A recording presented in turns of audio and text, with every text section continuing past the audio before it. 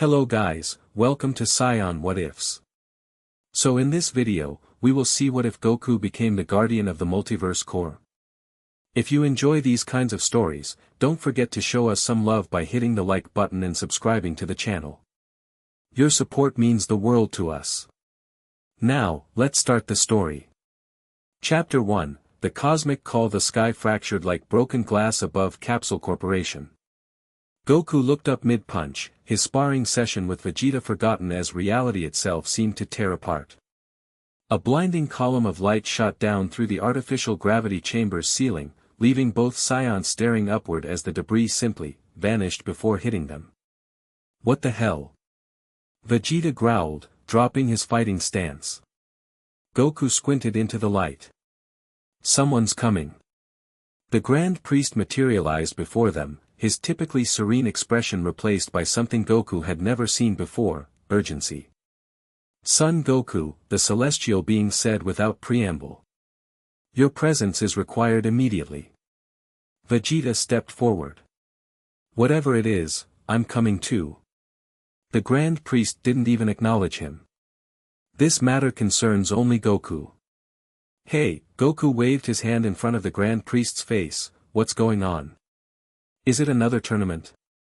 Because I was kind of in the middle of something here. The multiverse is in danger. The Grand Priest's words fell heavy in the room. The core has been breached. Goku scratched his head. The what now? There is no time to explain here. The Grand Priest extended his hand. Come. Vegeta crossed his arms. Kakarot, don't you dare. But Goku had already touched the Grand Priest's outstretched fingers, and in a flash that bent space around them, both vanished, leaving Vegeta alone in the ruined gravity chamber. Damn it, Kakarot. Goku's stomach lurched as they traveled. This wasn't like instant transmission, this felt like being pulled through 1,000 different realities at once. When they finally stopped, he doubled over, fighting the urge to throw up. Sorry about that, he gasped. Not used to, whatever that was. Transuniversal transit, the Grand Priest replied calmly. Your body will adjust. Goku straightened up and took in his surroundings. They stood on what looked like a floating platform of pure white crystal, stretching out in all directions. Above them, below them, around them, everywhere Goku looked, he saw universes. Not stars, not galaxies, but entire universes, floating like soap bubbles in an endless void. Whoa! It was all he could manage. This is the Nexus, the Grand Priest explained. From here, we can observe all 12 universes. Goku turned in a slow circle. It's beautiful. Indeed. And in grave danger. The Grand Priest waved his hand, and the crystal beneath their feet became transparent. Goku looked down and gasped. Far below them, at what seemed to be the center of everything, pulsed a sphere of pure energy, not blue or white or any color Goku recognized. It seemed to cycle through every possible shade while simultaneously being colorless. That's the core, the Grand Priest said. The heart of the multiverse. Every reality you see around us is connected to it. Goku crouched down to get a better look. And something's wrong with it. Look closer. Goku narrowed his eyes, focusing on the core. Now he could see it, a fracture running along one side of the sphere, leaking what looked like golden light. That doesn't look good. It isn't. The core was attacked 3 cosmic cycles ago. Attacked? By who? The Grand Priest's expression darkened. That is part of why you're here. We don't know. Goku stood up, dusting off his GI even though the crystal floor was immaculate. Okay, but I still don't get why you brought me. Shouldn't Zeno be handling this? Lord Zeno oversees the universes, but the core predates even him. It requires a different kind of guardian. Something about the way the Grand Priest said, guardian, made Goku suddenly wary. Wait a second. You're not asking me to, Goku, eh? High-pitched, cheerful voice called out. Goku turned to see Zeno floating toward them, hands waving excitedly. Behind him floated a second Xeno, the one Goku had brought back from future Trunks' timeline. "Hey, little guys," Goku grinned, giving each Xeno a fist bump. "Long time no see." "We missed you," both Xenas said in unison. "I missed you too. But, what's this about me being a guardian?" The Xenas looked at each other, then back at Goku. "We want you to protect the core." "Me? But why? I mean, I'm strong, but this is way beyond anything I've dealt with before." The Grand Priest stepped forward. "The core doesn't just need strength, son Goku. It needs someone who understands balance. Someone who can fight when necessary but knows when to show mercy. Someone pure of heart. And that's you," the Xenas chimed in. Goku rubbed the back of his neck. "I don't know, guys. I've got my family on Earth, and," a tremor shook the crystal platform. In the distance, one of the universe bubbles flickered briefly, its light dimming before stabilizing. "What was that?" Goku asked, immediately dropping into a fighting stance.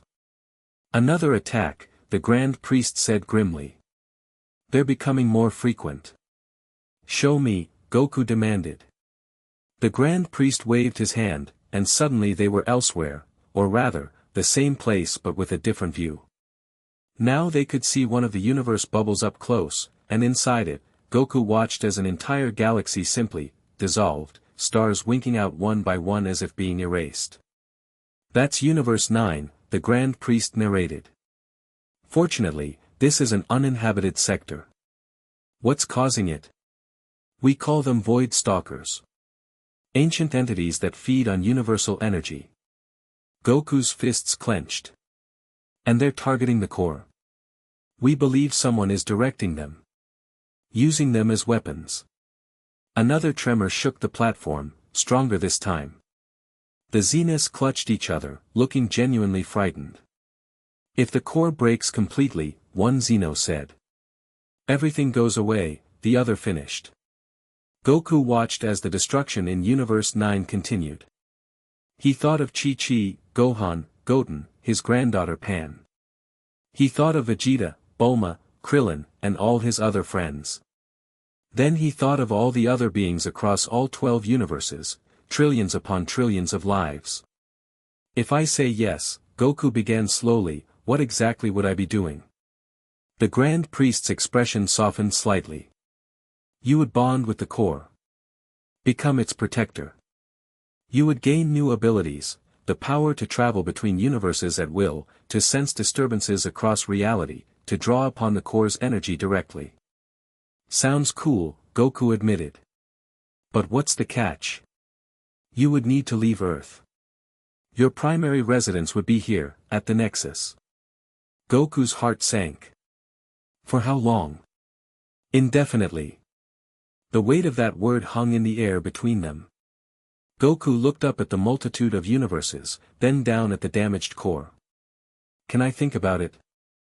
Maybe go home and talk to my family first." The Grand Priest and the Xenas exchanged glances. "Very well," the Grand Priest conceded. "But time flows differently here. What feels like days to you will be mere hours in your universe. We can afford to give you one day, your time, to decide." "Thanks." Goku nodded. "So, how do I get back home?" The Grand Priest smiled for the first time since they'd arrived. "Close your eyes and focus on the core. Now that you've seen it, you'll always be connected to it." Goku did as instructed, picturing the swirling, colorless sphere in his mind. He felt a warm sensation spread through his chest. "Now picture where you wish to go." Goku thought of home, the small house in the mountains where Chi-Chi would be cooking dinner by now. "Got it," he said. "Then go."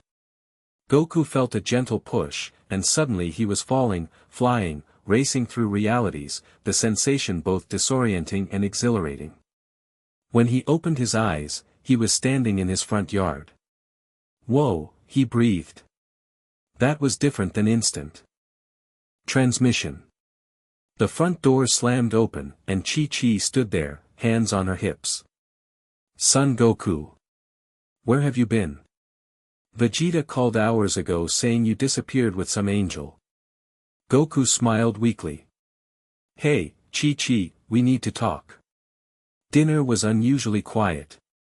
Goku had asked Chi-Chi to call everyone, Gohan and Videl with Little Pan, Goten, even Piccolo who rarely joined them for meals. He'd told them everything, and now they sat around the table, food half-eaten, processing the news. So let me get this straight, Gohan finally said, adjusting his glasses. There's something called the Multiverse core, it's damaged, and they want you to become its permanent guardian? Pretty much, Goku nodded, shoving another piece of meat into his mouth. No matter what crisis loomed, his appetite never diminished. And you're considering it? Chi-Chi asked quietly. Goku swallowed. I have to. If this core thing breaks, everything goes away. Everyone. But why you? Goten asked. Why not Vegeta or Beerus or someone else? They said I'm pure of heart or something. Goku shrugged. Plus, I think they trust me after the Tournament of Power. Piccolo, who had been silent until now, uncrossed his arms. This isn't like the other threats we've faced, Goku. This isn't about fighting a stronger opponent. This is about cosmic responsibility. I know, Goku sighed. That's the part that scares me. Everyone at the table startled. Goku admitting fear was rare enough to command attention. Not the fighting part, he clarified. I'm sure there'll be plenty of that. But the responsibility of watching over everything? Making decisions that affect 12 universes? I'm not cut out for that kind of thing.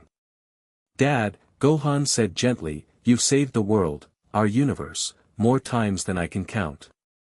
And you've always made the right choices when it mattered. That's different. Those were just fights. No, they weren't, Piccolo countered. They were choices. When you gave Cell that Senzu bean, don't remind me, Chi-Chi muttered. You were making a choice about fairness and honor that could have doomed us all. But you understood something about Gohan's potential that even I didn't see. You've always had instincts that go beyond battle. Goku looked down at his plate, uncharacteristically thoughtful. But what about us? Chi-Chi's voice trembled slightly. What about your family? Goku reached across the table and took her hand. That's why I came back to talk to you all. I won't do this if you don't think I should. The room fell silent again. Pan, not understanding the gravity of the conversation, played happily with her food. Finally, Chi-Chi squeezed his hand. You have to do it. Everyone looked at her in surprise. Chi-Chi. Goku started. No, listen. She straightened her shoulders. I've spent years being angry at you for putting saving the world ahead of being home for dinner. But this is bigger than us. This is about Pan having a future at all. She glanced at her granddaughter. You have to go. Gohan nodded slowly. Mom's right, Dad. But, Chi-Chi continued, her voice firming, you better find a way to visit. I don't care what dimension or nexus or whatever you're in. You find a way to come home for birthdays and holidays, you hear me? Goku's face broke into a relieved grin. Yes, ma'am. And you better take clean underwear. Mom. Gohan and Goten groaned in unison. Goku laughed, the tension in the room breaking. But inside, his heart ached. He knew this decision would change everything. The next morning, Goku stood on the lawn of Capsule Corporation. Word had spread quickly, and now all his friends had gathered to see him off, Krillin and 18 with their daughter Marin, Master Roshi, Tien, Yamcha, Bulma with Trunks, and even Beerus and Whis had shown up, curious about this development. Man, only you would get recruited for a job like this, Krillin said, shaking his head with a smile that didn't quite reach his eyes. Yeah, well, you know me. Can't turn down a challenge, Goku replied, trying to keep things light. Bulma punched him lightly in the arm. Just don't forget about us little people when you're off being Mr. Cosmic Guardian, okay? As if I could. Goku laughed. One by one, he said his goodbyes. Master Roshi gave him a perverted magazine, For the Lonely Nights, which Chi-Chi promptly confiscated and incinerated with a glare. Krillin hugged him tight, reminiscing about their first tournament together. Piccolo simply nodded, their understanding too deep for words. Finally, only Vegeta remained, standing apart from the others with his arms crossed. Hey, Goku approached him. No hard feelings about our interrupted match, right? Vegeta scoffed. Don't flatter yourself, Kakarot. I was winning anyway. Sure you were. This doesn't change anything, Vegeta continued, his voice gruff. You're still a low-class warrior who happened to stumble into power. And you're still a prince with no one to rule, Goku countered with a grin. They stared at each other for a long moment before Vegeta's expression softened fractionally. Before you go, Vegeta said, one last match. Goku's eyes lit up. Right now. Right now. Without another word, they both shot into the air, leaving their friends and family staring up after them. High above West City, they faced each other, the wind whipping around them. No Super Saiyan, Vegeta declared. Just our base forms. Like the old days. Goku nodded. Sounds good to me. They flew at each other, fists connecting with thunderous impact. For several minutes, they traded blows, punches, kicks, energy blasts, each attack carrying years of rivalry, respect, and something like friendship. Neither held back, yet neither transformed. This wasn't about power, it was about connection. Finally, both breathing hard, they hovered facing each other again. Vegeta, Goku said between breaths, I need to ask you something. What? Look after them for me. My family. I know they can take care of themselves, but, shut up, Kakarot, Vegeta interrupted. I don't need you to tell me what's obvious. Goku smiled. Thanks. Now get going before I decide to show you what a real Saiyan Prince can do.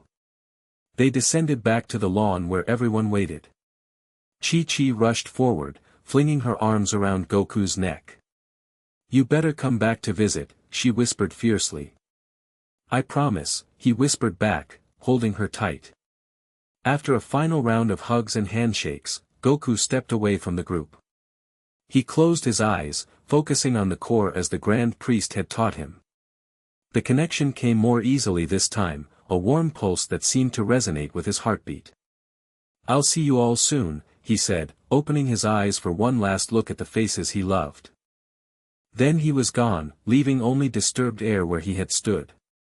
When Goku rematerialized, he was back on the crystal platform of the Nexus.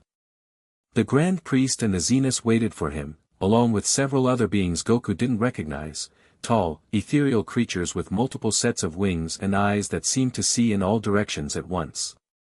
You've returned, the Grand Priest observed. Have you made your decision? Goku nodded. I'll do it. I'll become the Guardian.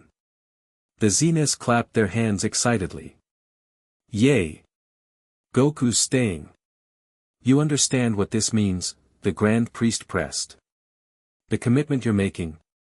I do. Goku's voice was firm. I've spent my life fighting to protect my friends and family. This is just, expanding the definition of family a bit. The Grand Priest smiled, a genuine expression of approval. Well said. He turned to the winged beings. Prepare the binding chamber. The creatures bowed and flew off toward a structure Goku hadn't noticed before, a tower of the same crystal material as the platform, spiraling upward into the void. What's going to happen exactly? Goku asked. The binding ritual will connect you to the core directly, the Grand Priest explained as they walked toward the tower. It will grant you the abilities you need to serve as Guardian, enhanced perception, multiversal transit, and access to the core's energy. Will it hurt? The Grand Priest paused. Yes. The power rushing into your body will be intense. But you've endured great pain before. I'm not worried about pain, Goku clarified. Just want to know what I'm getting into. They entered the tower, which was hollow inside, the walls transparent enough to see the universes floating outside. At the center stood a pedestal, directly above the damaged core far below. Stand there, the Grand Priest directed. Goku stepped onto the pedestal, which hummed beneath his feet. Before we begin, the Grand Priest said, know that you can still refuse. Once the binding starts, it cannot be stopped. Goku took a deep breath, then grinned. Let's do this. The Grand Priest nodded to the winged beings, who took positions around the pedestal. They began to sing, a sound Goku felt more than heard, vibrating through his very atoms. The crystal beneath his feet turned transparent, creating a direct line of sight to the core below. Golden energy began to rise from it, spiraling upward toward him. Open yourself to it, the Grand Priest instructed. Don't resist.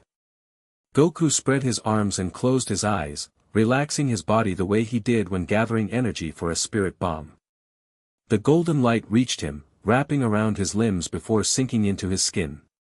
The pain hit immediately, not sharp like a punch or burning like a key blast, but deep and all-encompassing, as if every cell in his body was being torn apart and reassembled. Goku gritted his teeth, refusing to cry out. Images flooded his mind, stars being born and dying, civilizations rising and falling across countless worlds, timelines branching and merging. He saw beings of unimaginable power and beauty, creatures of pure darkness, planets teeming with life forms he couldn't comprehend. And through it all, he felt the core, wounded but immense, ancient beyond reckoning, a presence that seemed to recognize him, welcome him, embrace him. The pain intensified. Goku's hair flashed golden as his body instinctively tried to transform to withstand the pressure, but the ritual energy suppressed the change, forcing him to endure in his base form. Just when he thought he couldn't bear it any longer, something clicked into place, a connection that felt right, natural, as if it had always been there. The pain receded, replaced by warmth and clarity. Goku opened his eyes. The world, no, the multiverse, looked different now.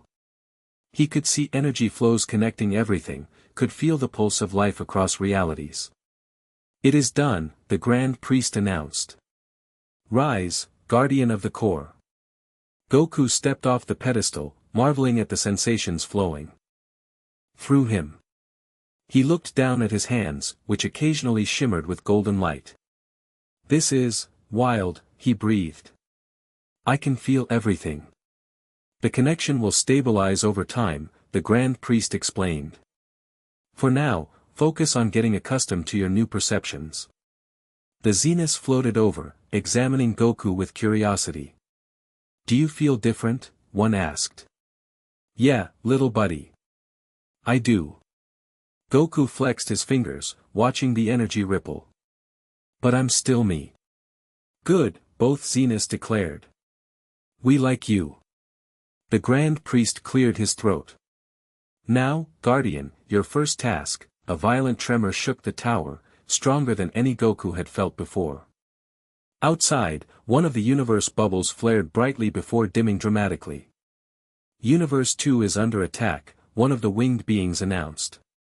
Worse than before, another added. The Void Stalkers are consuming a populated sector. Goku felt it, millions of lives suddenly in danger, their fear and pain rippling through his new connection to the core. Without thinking, he focused on the disturbance, picturing himself there. Wait, the Grand Priest called. You aren't ready to, but Goku had already vanished. Universe 2, the universe of love and beauty that Goku remembered from the Tournament of Power, was in chaos. He materialized on what appeared to be the main world, home to Ribrian and her magical girl warriors, but the once vibrant planet was now half covered in shadow. Not normal shadow, but a living darkness that consumed everything it touched. Buildings, plants, people, all dissolved into nothingness when the darkness washed over them. What the hell? Goku muttered, hovering above the devastation. He could see people fleeing in panic, warriors trying futilely to fight back with energy attacks that passed harmlessly through the encroaching void. Acting on instinct, Goku transformed into Super Saiyan Blue, the divine ki surrounding him in a brilliant aura. He fired a massive Kamehameha at the darkness, pouring his energy into the beam. Where the blue energy struck, the darkness recoiled briefly, but then surged forward again, seemingly unharmed. "Regular attacks won't work," a voice said behind him. Goku spun around to find Ribrian hovering nearby, her normally cheerful face grim and streaked with tears. "Ribrian. What's happening?" "They came from nowhere," she said. "These shadows. They're eating our world, Goku. We can't stop them." Goku looked back at the advancing darkness. With his new senses, he could now perceive what was really happening. The shadows weren't just destroying, they were feeding, draining the very life energy from everything they touched. "Void Stalkers," he whispered. "You know what these monsters are?" "Sort of. I just became the guardian of the Multiverse core, and, you what?" Ribrian's eyes widened. "Long story. The point is, these things are targeting the core, and they're using universal energy to do it." Another section of the city vanished into the void, and Goku felt each death reverberate through his connection to the core. The pain nearly brought him to his knees. "We need to evacuate," he decided. "Get as many people off planet as you can." "There's no time," Ribrian despaired. "Our ships can't outrun this darkness." Goku thought hard. His new powers were still unfamiliar, but he could feel the potential thrumming inside him. If he could connect to the core directly. "I have an idea," he said. "But I need you to gather everyone in one place. As many as you can save." "What are you going to do?" "Something new." While Ribrian flew off to organize the survivors, Goku hovered in place, closing his eyes and focusing inward. He reached for that golden energy he'd felt during the binding, trying to draw it to the surface. "Come on," he muttered. "Work with me here." At first, nothing happened. Then, slowly, he felt the core's energy respond, rising up through their connection.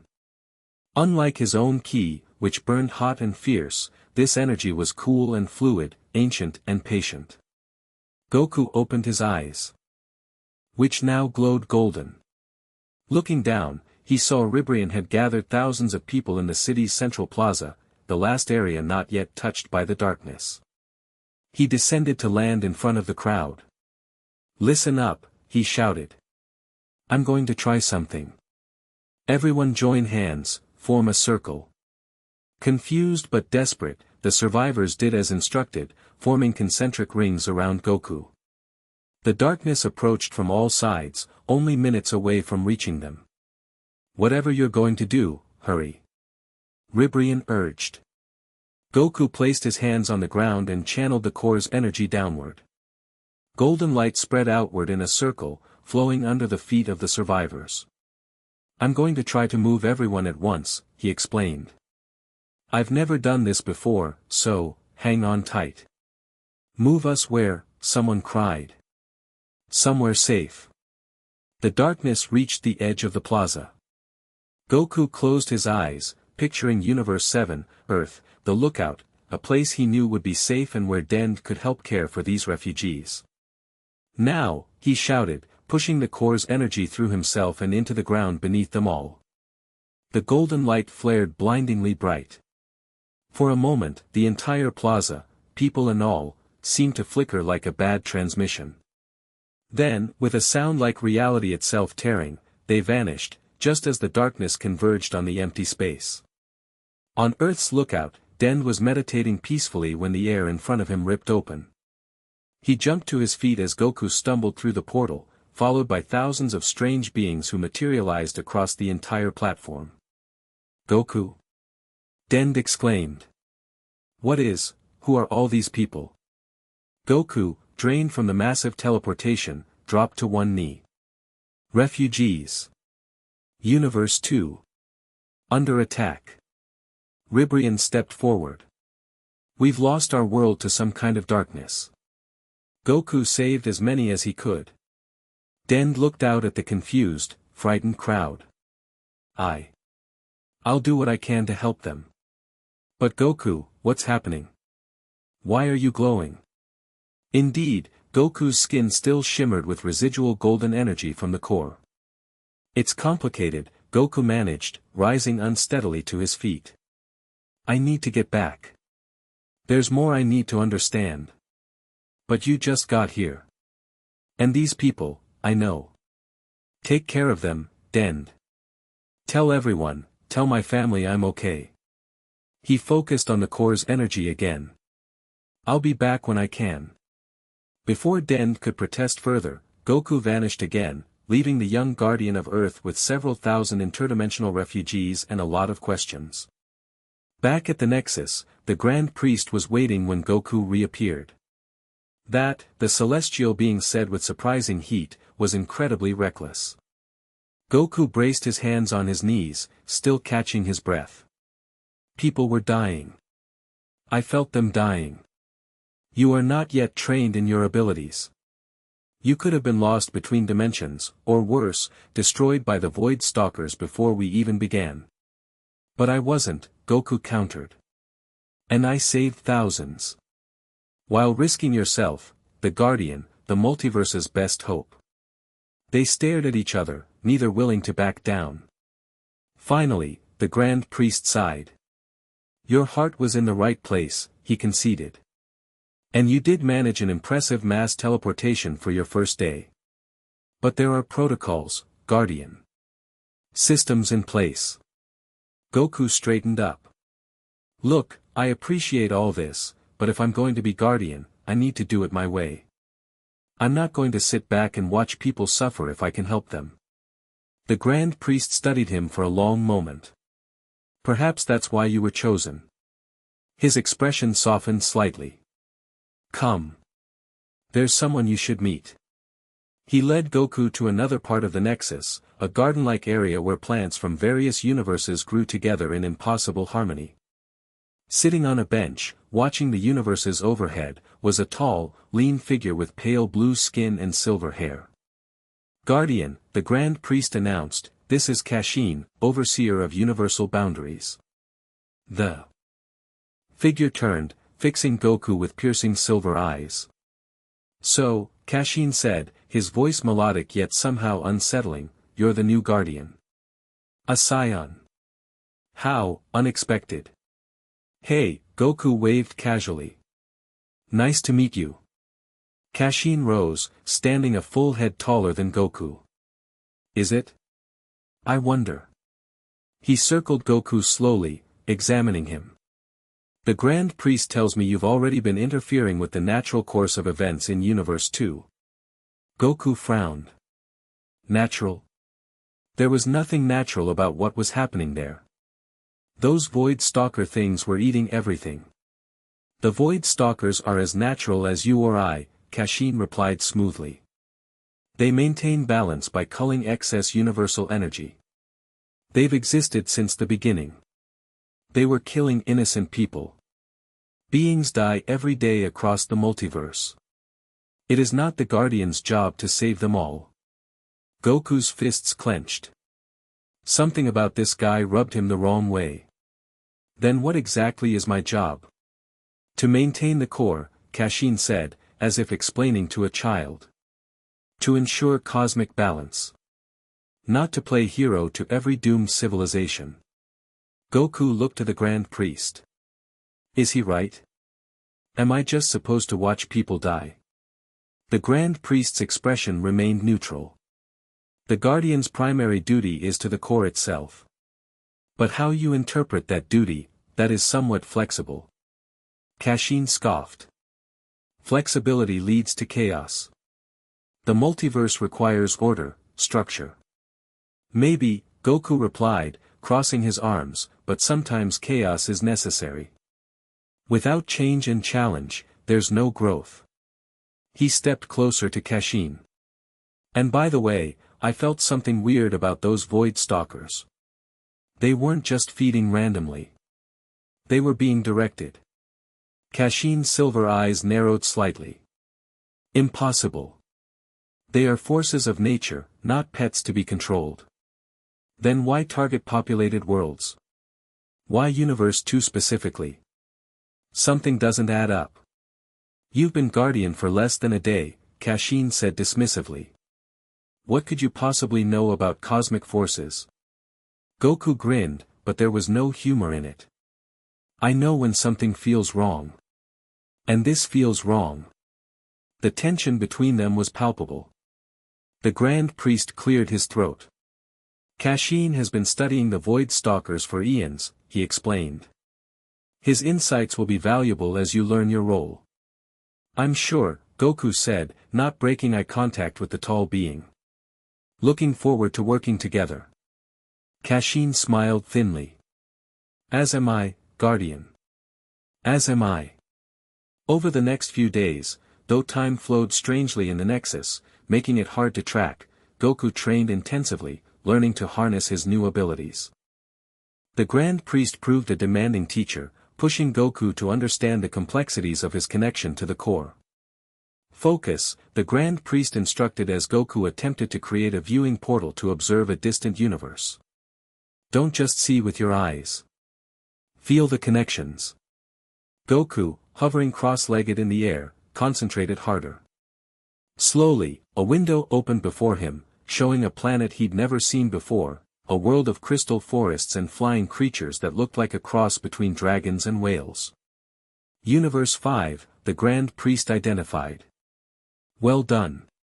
Now, try to locate a specific being there. How? I don't know anyone in Universe 5. The core knows all. Draw on that knowledge. Goku closed his eyes, letting his consciousness merge more deeply with the core's energy. Names and faces flashed through his mind, billions upon billions of them, too many to comprehend. There are too many, he groaned. It's like trying to find a specific grain of sand on a beach. Intent, the Grand Priest suggested. Focus on what you need rather than who. Goku thought for a moment, then concentrated on danger, beings who might pose a threat to the core. Immediately, the viewing portal shifted, zooming across Universe 5 to focus on a dark temple built into the side of a mountain. Inside, robed figures surrounded an altar bearing a shard of black crystal. Whoa, Goku breathed. Are they, Cult of the Void, the Grand Priest confirmed grimly. They worship the Void Stalkers, believe them to be gods of destruction and renewal. Are they responsible for the attacks? Unknown. They've existed for millennia, typically harmless devotees. But recently, their activities have escalated. Goku studied the scene with narrowed eyes. Should I check it out? Maybe they know something. Not yet. You're still learning. Confronting them prematurely could drive them underground. The portal closed as Goku's concentration broke. He uncrossed his legs and stretched. All this watching and waiting isn't really my style. I'm more of a hands-on learner. So I've noticed, the Grand Priest replied dryly. Which is why your next lesson involves a more active approach. Goku perked up. Now we're talking. What am I fighting? Not fighting. Building. The Grand Priest waved his hand, and they transported to another area of the Nexus, a wide, empty space surrounded by swirling energy barriers. The Guardian must be able to repair damage to the core and to universal boundaries. This requires creation energy, not destruction. Creation? Goku scratched his head. I don't know if I can do that. I've spent my life learning how to break things, not fix them. The principles are not so different. Instead of pushing energy outward to destroy, you pull energy inward to create. Okay. Goku said doubtfully. What am I creating exactly? Begin with something simple. A rock. Goku stared at the empty space before him. Just, a rock. Focus on its form, its substance, its place in reality. Then draw the core's energy into that vision. Goku took a deep breath and held out his hand. He pictured a rock, something like the ones around his house on Earth, solid and gray. He reached for the core's golden energy, trying to shape it according to his vision. A flicker of matter appeared above his palm, trying to take form, but then dissipated like smoke.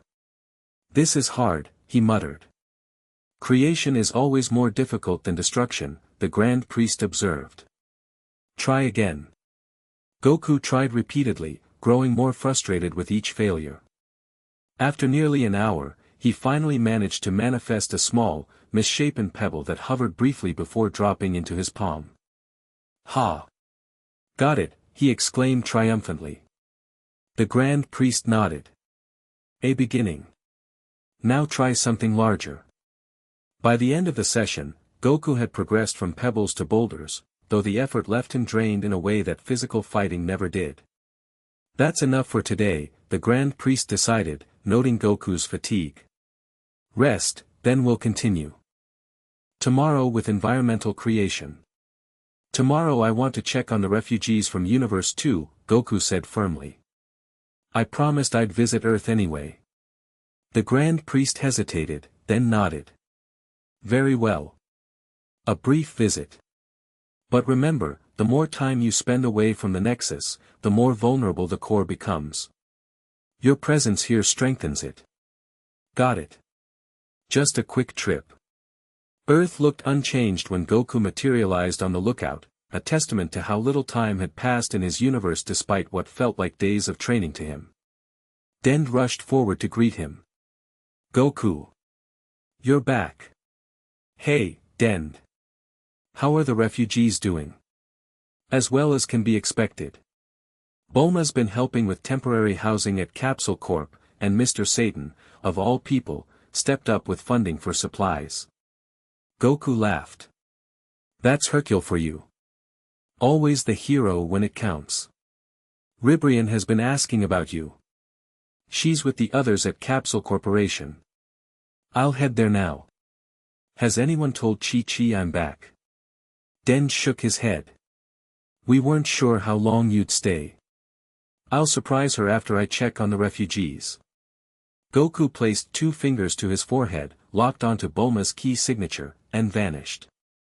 He reappeared in the vast garden behind Capsule Corporation, which had been transformed into a refugee camp. Domes of various sizes housed the survivors from Universe 2, while medical tents and food stations catered to their needs. Bulma spotted him first. "Goku. About time you showed up." She hurried over, clipboard in hand. "What the hell is going on? One minute you're saying goodbye, the next you're dumping thousands of aliens in our laps." "Sorry about that," Goku said sheepishly. "It was kind of an emergency." "No kidding. Ribrian told us about the shadow things. Are we in danger too?" "I don't think so. Not yet, anyway." Goku looked around at the camp. "You've done amazing work here, Bulma." "Well, what else could I do? Leave them homeless?" She softened slightly. "They've been through a lot. Lost everything." Goku's expression grew serious. "I know. That's why I need to figure out what's causing these attacks and stop it." "So this Guardian thing is for real? You're actually in charge of the whole multiverse now?" "Not in charge exactly. More like, a protector." Bulma studied him, noticing the occasional golden shimmer that still ran beneath his skin.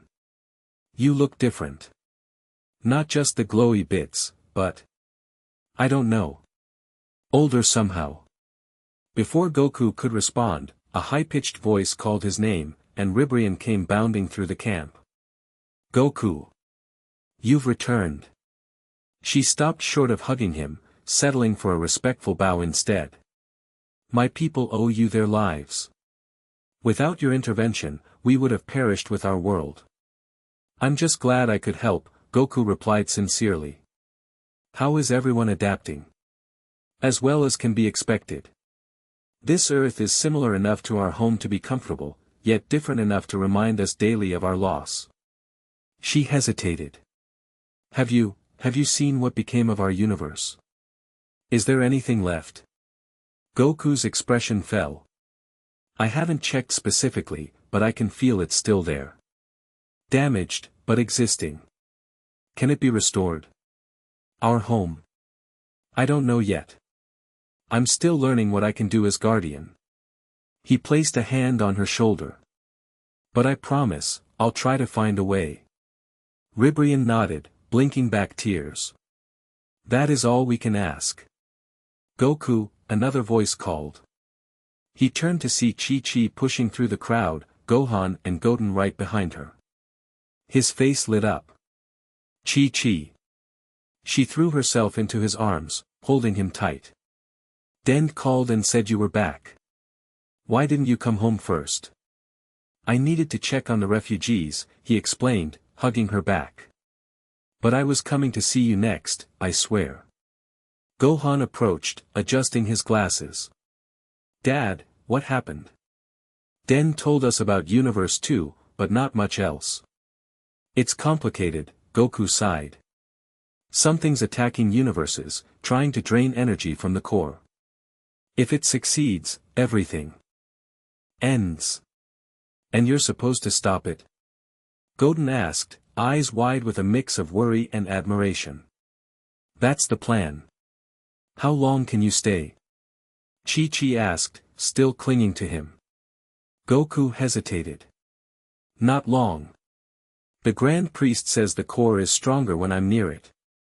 But I'll visit as often as I can. You'd better, she sniffed, finally releasing him.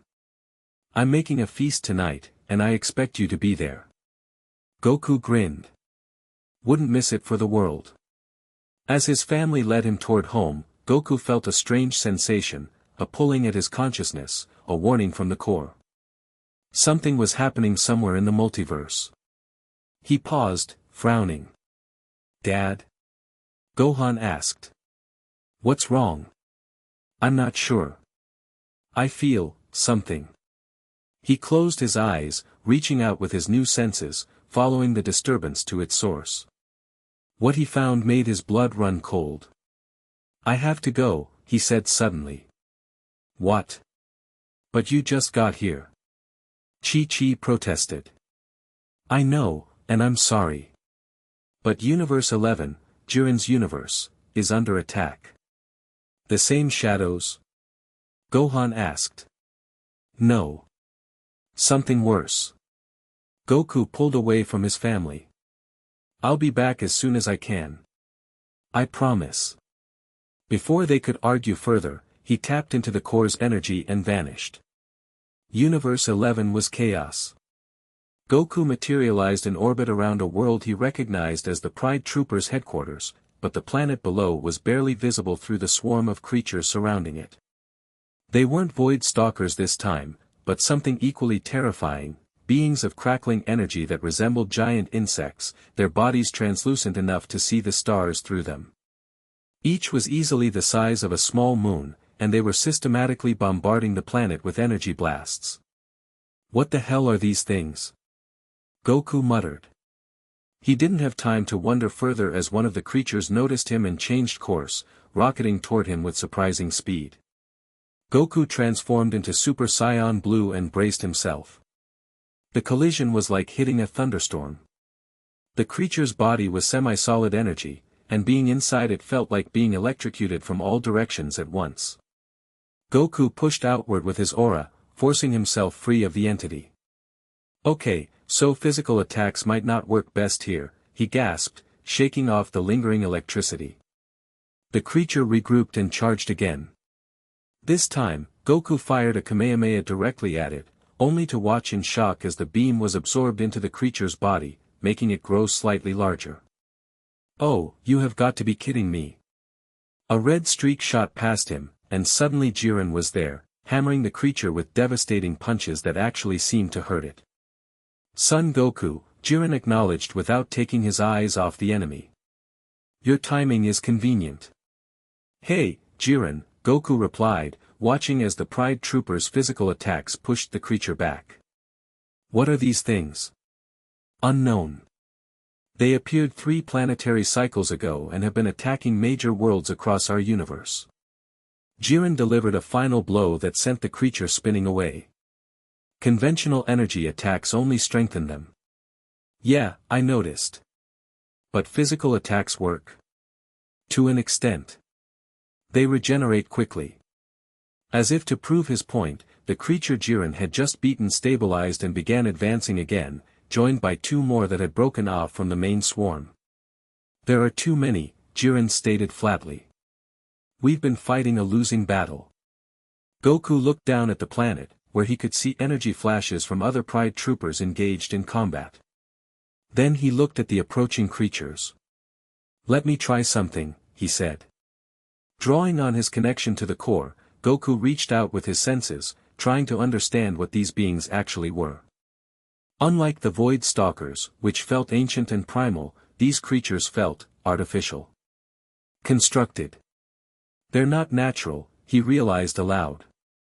Someone made these things. Made? Jiren echoed. Who would create such destructive entities? I don't know. But. Maybe. Goku concentrated, focusing on the golden energy of the core that flowed through him now. If these creatures were constructed, perhaps they could be deconstructed. He extended his hand toward the nearest entity and pushed core energy into it, not attacking, but unmaking. The creature shuddered, its form flickering as the golden light spread through its body. With a silent flash, it simply dissolved, its energy dispersing harmlessly into space. Jiren's eyes widened marginally, the closest thing to shock Goku had ever seen from him. How did you do that? Long story. Let me handle the rest of them. Goku flew toward the main swarm, core energy flowing around him in a golden aura that overshadowed his Super Saiyan Blue form. One by one, he touched the creatures, unmaking them with focused pulses of energy. Some tried to flee, but Goku's new ability to traverse space instantly allowed him to intercept them easily. Within minutes, the space around the planet was clear. He rejoined Jiren, who was watching him with undisguised curiosity. You've changed, the Pride Trooper observed. Your power is different. Yeah, I got a new job. Goku scratched the back of his head. I'm the guardian of the Multiverse core now. Still figuring out what that means. Multiverse core. The thing that connects all the universes together. Someone's trying to damage it, using these attacks to drain energy from different realities. Jiren considered this. Our universe has been targeted 3 times in the past month. Always different worlds, always these energy beings. 3 times. Goku frowned. That's not random. Someone's focusing on Universe 11 specifically. Why? I don't know. But I'm going to find out. Goku looked down at the planet. Is everyone okay down there? There were casualties, Jiren said grimly. But the major cities were protected. Goku nodded, relieved but troubled. I need to report this to the Grand Priest. These attacks are escalating, and they're changing form. Should we expect more? Probably. But I'll try to stop them before they reach you next time. Jiren studied him for a moment. The Tournament of Power changed many things. I did not expect it would elevate you to Cosmic Guardian. Goku grinned. Me neither. But hey, at least it's not boring. The corner of Jiren's mouth twitched in what might have been a smile. Indeed. Good hunting, son Goku. With a nod of farewell, Goku focused on the Nexus and vanished. When he returned to the Nexus, Goku found not only the Grand Priest waiting for him, but Kashin as well. The tall being's silver eyes gleamed with what might have been amusement. The Guardian returns, Kashin said smoothly. I understand you've been interfering in Universe 11 now. I wouldn't call saving millions of lives interfering, Goku replied, instantly annoyed by Kashin's tone. You saw the energy constructs, the Grand Priest asked. Yeah, and they weren't like the Void Stalkers. Someone made them. They were weapons. Kashin's expression remained neutral, but Goku thought he detected a flicker of tension. Impossible. No being has the power to create such entities in such numbers. Well, someone did, Goku insisted. And they targeted Universe 11 3 times in the past month. That's not random. The Grand Priest frowned. Did you preserve one for study? No. I kind of, unmade them all. Unmade? Kashin repeated. How? I used the core's energy to deconstruct them. It just felt like the right thing to do. The Grand Priest looked surprised. That's an advanced application of your abilities. I hadn't expected you to discover it so soon. Goku shrugged. Like I said, I learn better by doing. And what else have you learned by doing? Kashin asked, his melodic voice taking on an edge. That someone's targeting specific universes. First Universe 2, now Universe 11. Both were in the Tournament of Power. The Grand Priest and Kashin exchanged glances. You suspect the attacks are related to the tournament participants, the Grand Priest asked. It's more than coincidence, Goku said firmly. Kashin waved a dismissive hand. The Void Stalkers go where energy is abundant. Both those universes have powerful warriors who generate substantial energy. But the energy constructs weren't feeding, Goku countered. They were attacking. Destroying. There's a difference. Perhaps, Kashin conceded. Or perhaps you're seeing patterns where none exist, Guardian. You are still new to cosmic awareness. Before Goku could argue further, another tremor shook the Nexus, the strongest yet. All three of them looked up as the universes overhead flickered simultaneously. The core. The Grand Priest vanished, reappearing instantly at the central observation platform. Goku followed, with Kashin close behind. Looking down through the transparent crystal, they could see the fracture in the core had widened, golden energy bleeding out in larger quantities. It's getting worse, Goku said unnecessarily. Indeed. The Grand Priest's face was grave. The attacks are weakening the universal boundaries, allowing the core's energy to escape. And once enough escapes? Goku asked, though he suspected he knew the answer. Collapse, Kashin supplied. Total multiversal collapse. Goku stared at the damaged core, watching the precious energy leak away. Then he looked up at the flickering universes. I need to go down there, he decided. To the core itself. The Grand Priest shook his head. No Guardian has ever physically entered the core. The energy concentration would destroy even you. Maybe before I was bonded to it.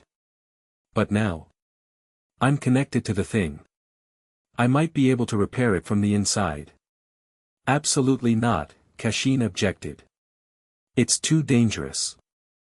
The Guardian cannot risk himself on such a reckless, Kashin, the Grand Priest interrupted, a moment. He drew the tall being aside, and they conferred in hushed tones. Goku couldn't hear what they were saying, but Kashin's gestures grew increasingly agitated while the Grand Priest remained calm. Finally, they returned. I cannot recommend this course of action, the Grand Priest said to Goku. But I also cannot forbid it. The Guardian has autonomy in how he protects the core. Just show me how to get down there, Goku replied. The Grand Priest nodded to the center of the platform. Focus on the core. Not observing it, but joining with it. The transition will be difficult.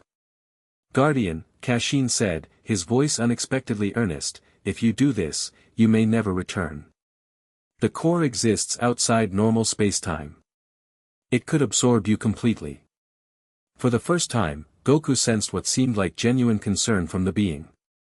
I appreciate the warning. But I have to try. Kashin inclined his head. Then may cosmic fortune favor you. Goku nodded. Then closed his eyes and focused on the core. He pushed his consciousness downward, past the crystal platform, past the void between, directly toward the swirling, colorless sphere. His body began to shimmer, becoming translucent as the core's energy synchronized with his own. The sensation was similar to the binding ritual, but deeper, more complete. Good luck, Guardian, the Grand Priest's voice seemed to come from very far away.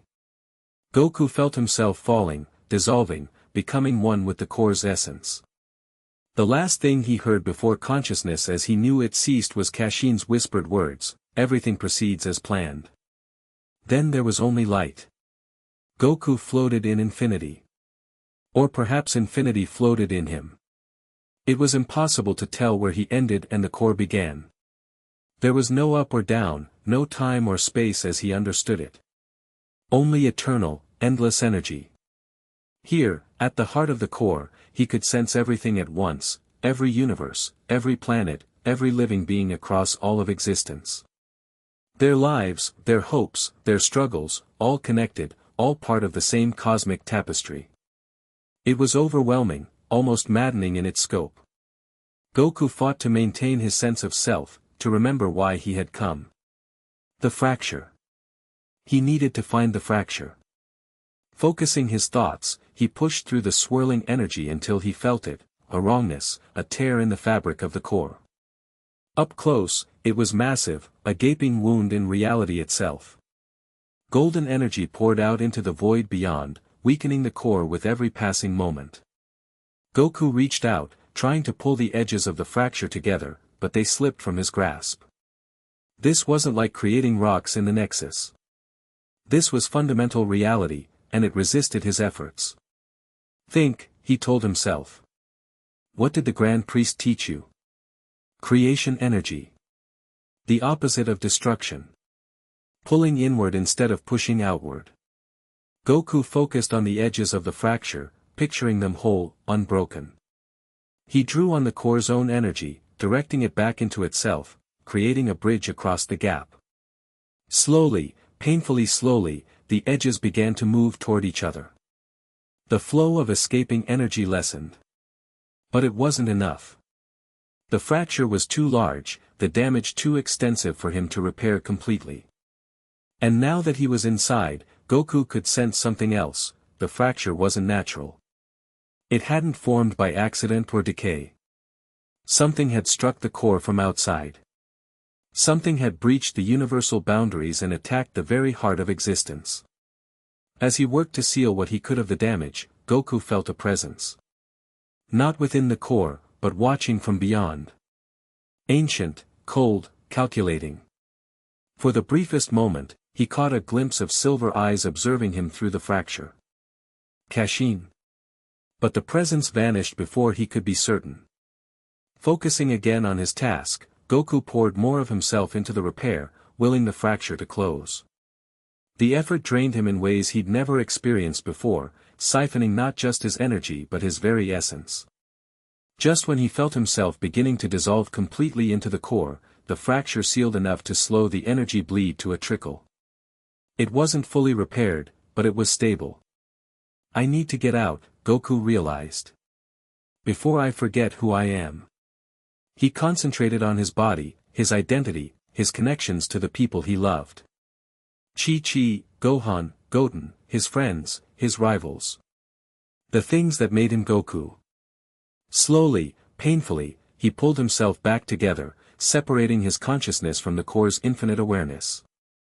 He focused on the Nexus, on returning to his physical form. The transition back was even more excruciating than entering had been. It felt like being torn apart and reassembled, atom by atom. When Goku finally rematerialized on the crystal platform, he collapsed immediately, his body shaking violently. The Grand Priest knelt beside him, genuine concern on his face. Guardian. Can you hear me? Goku's vision swam, multiple realities overlapping in his perception. Slowly, he forced himself to focus on just one, the here and now. I'm okay, he managed, though his voice sounded strange even to his own ears. The fracture. I sealed it. Mostly. The Grand Priest helped him sit up. What you did was unprecedented. No being has ever entered the core and returned. Yeah, well, Goku attempted a weak smile, I'm full of surprises. Looking around, he noticed someone was missing. Where's Cashin?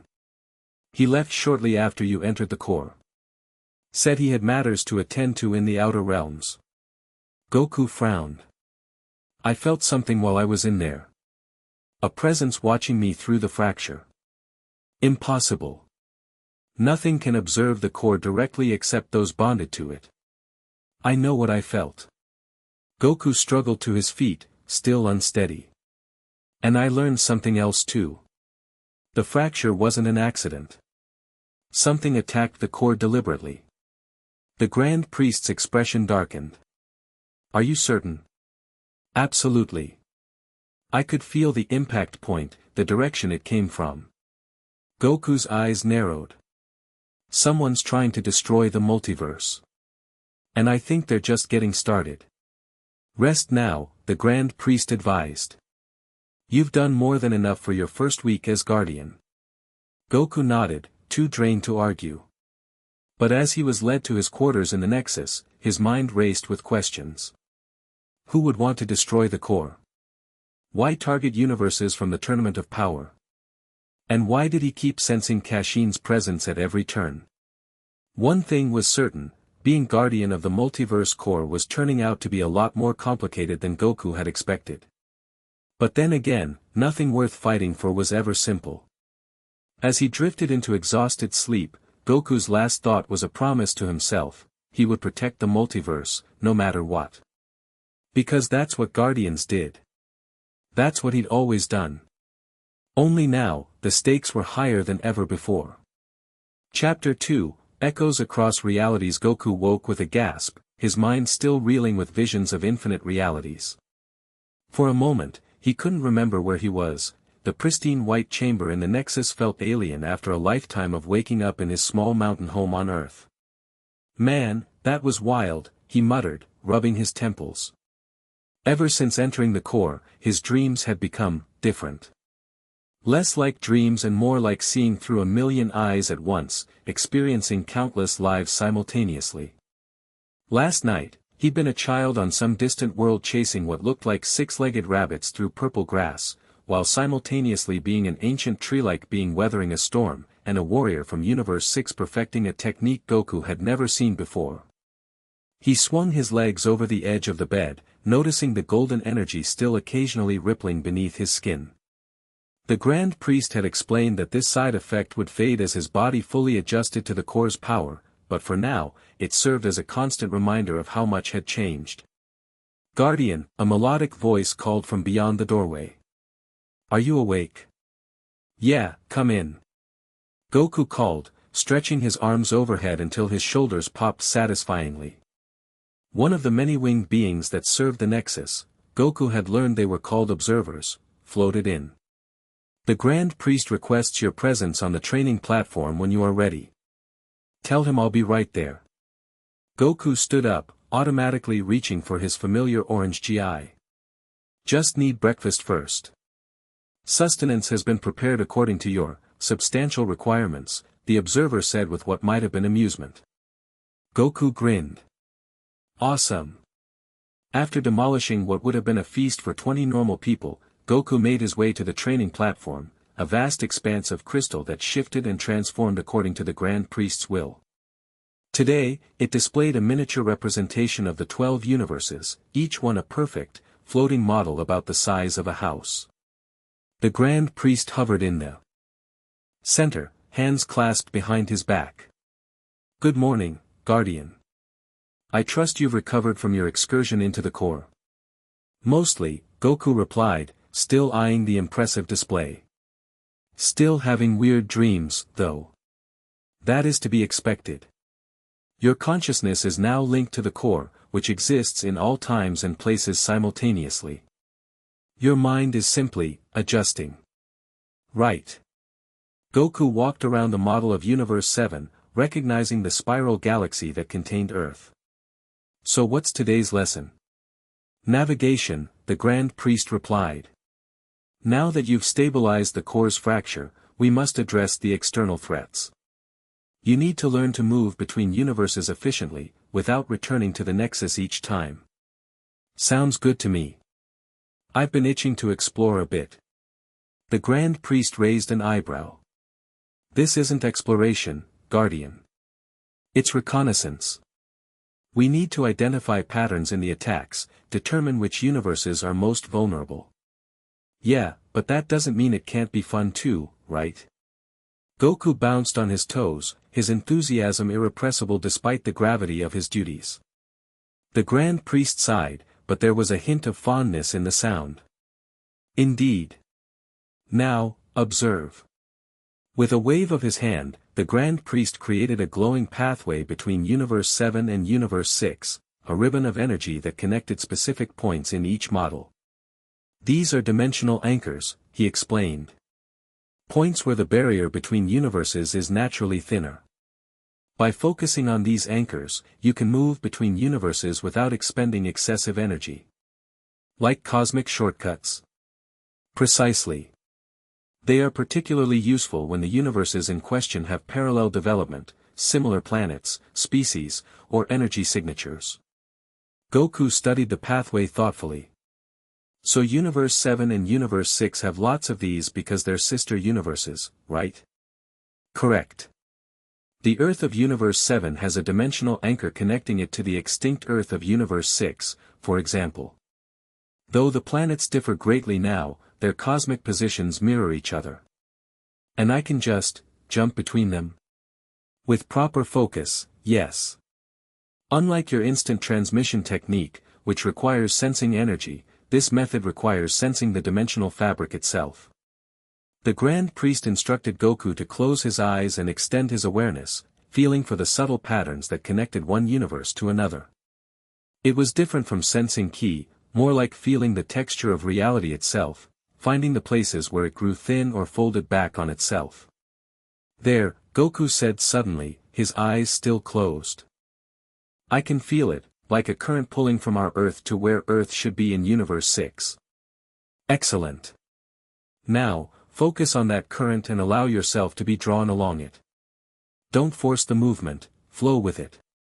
Goku concentrated, picturing himself as water flowing through the channel between universes.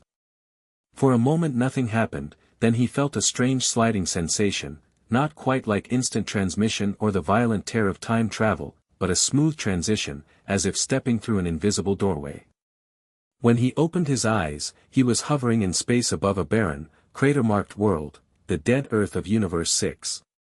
Whoa, he breathed. It worked. Indeed it did, came the Grand Priest's voice beside him, though the celestial being hadn't been there a moment before.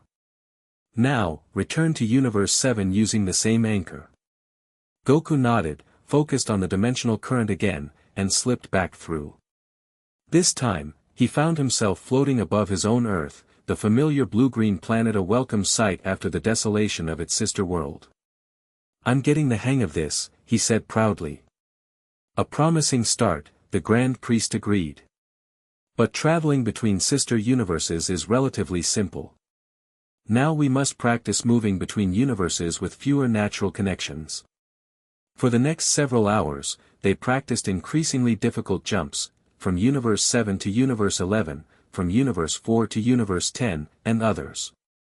With each transition, Goku grew more confident, learning to feel the subtle differences in each universe's energy signature. Remember, the Grand Priest instructed as Goku successfully made his fifth consecutive jump, your connection to the core allows you to bypass the normal restrictions on interuniversal travel. You aren't merely visiting these places, you exist in all universes simultaneously now. That's still pretty weird to think about, Goku admitted as they returned to the Nexus. So I'm kind of everywhere at once? In potential, yes. The core exists beyond time and space as mortals understand them. Through your bond with it, you share some of that transcendence. Goku scratched his head. Doesn't feel like I'm transcendent. Just feels like I'm me, but with cooler powers. The Grand Priest smiled slightly. Perhaps that is why you were chosen. You remain grounded despite your extraordinary circumstances. Their conversation was interrupted by an observer rushing toward them, its many wings fluttering in agitation. Grand Priest. Guardian. We have detected a massive energy drain in Universe 8. The Grand Priest's expression turned grave. Show us. The observer led them to the viewing platform, where a portal opened to reveal a distant galaxy in Universe 8. The stars were blinking out one by one, darkness spreading like an inkblot across the cosmos. Void stalkers again, Goku growled. But bigger than before. Indeed, the shadows consuming the galaxy were enormous, not individual entities like those that had attacked Universe 2, but a collective mass, like a wave of living darkness flowing across space. This is unprecedented, the Grand Priest said, his usual composure slipping. The Void Stalkers have never gathered in such numbers before. Goku's fists clenched. I need to get down there. Guardian, caution. Universe 8 is largely uninhabited in that sector. This may be a trap to lure you away from the Nexus. Or innocent beings are dying while we debate. Goku countered. I can't just watch. The Grand Priest studied him for a moment, then nodded. Very well. But remain alert. Something about this feels orchestrated. Goku placed 2 fingers to his forehead, focusing on the dimensional anchor nearest to the affected galaxy. I'll be careful. And I'll be back as soon as I can. With that, he vanished. Universe 8 was cold.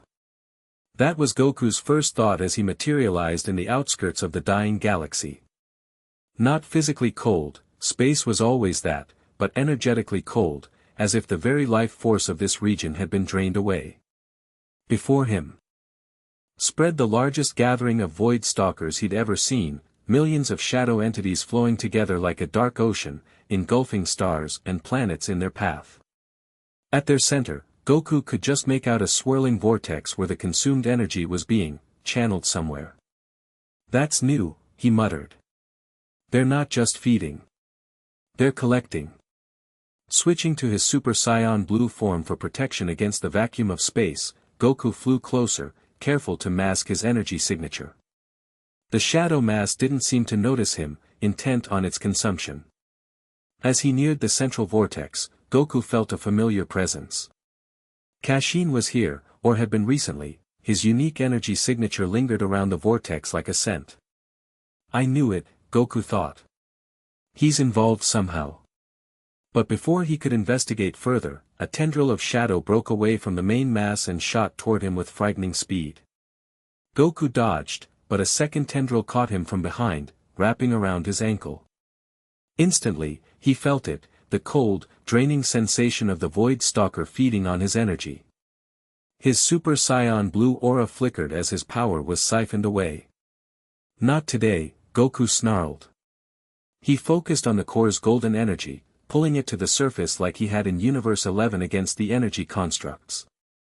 The shadow tendril recoiled as if burned, releasing him. More tendrils broke away from the mass now, sensing the rich energy source that had entered their feeding ground. They converged on Goku from all directions. Thinking quickly, Goku wrapped himself in a cocoon of core energy. The shadows struck the golden barrier and hissed, unable to penetrate it. All right, Goku said, his voice steely with determination. Let's see what a guardian can really do. He expanded the energy outward in a spherical wave. Where it touched the Void Stalkers, they disintegrated, their stolen energy released back into space as pinpricks of light. The main mass seemed to sense the threat, the vortex at its center pulsing faster as if trying to complete its task before Goku could interfere. The shadows began to pull back, converging protectively around the vortex. Oh no, you don't. Goku shot forward, diving straight into the heart of the shadow mass. Inside, it was like swimming through tar, thick, resistant, and completely lightless. Only the golden glow of his core energy allowed him to see it all.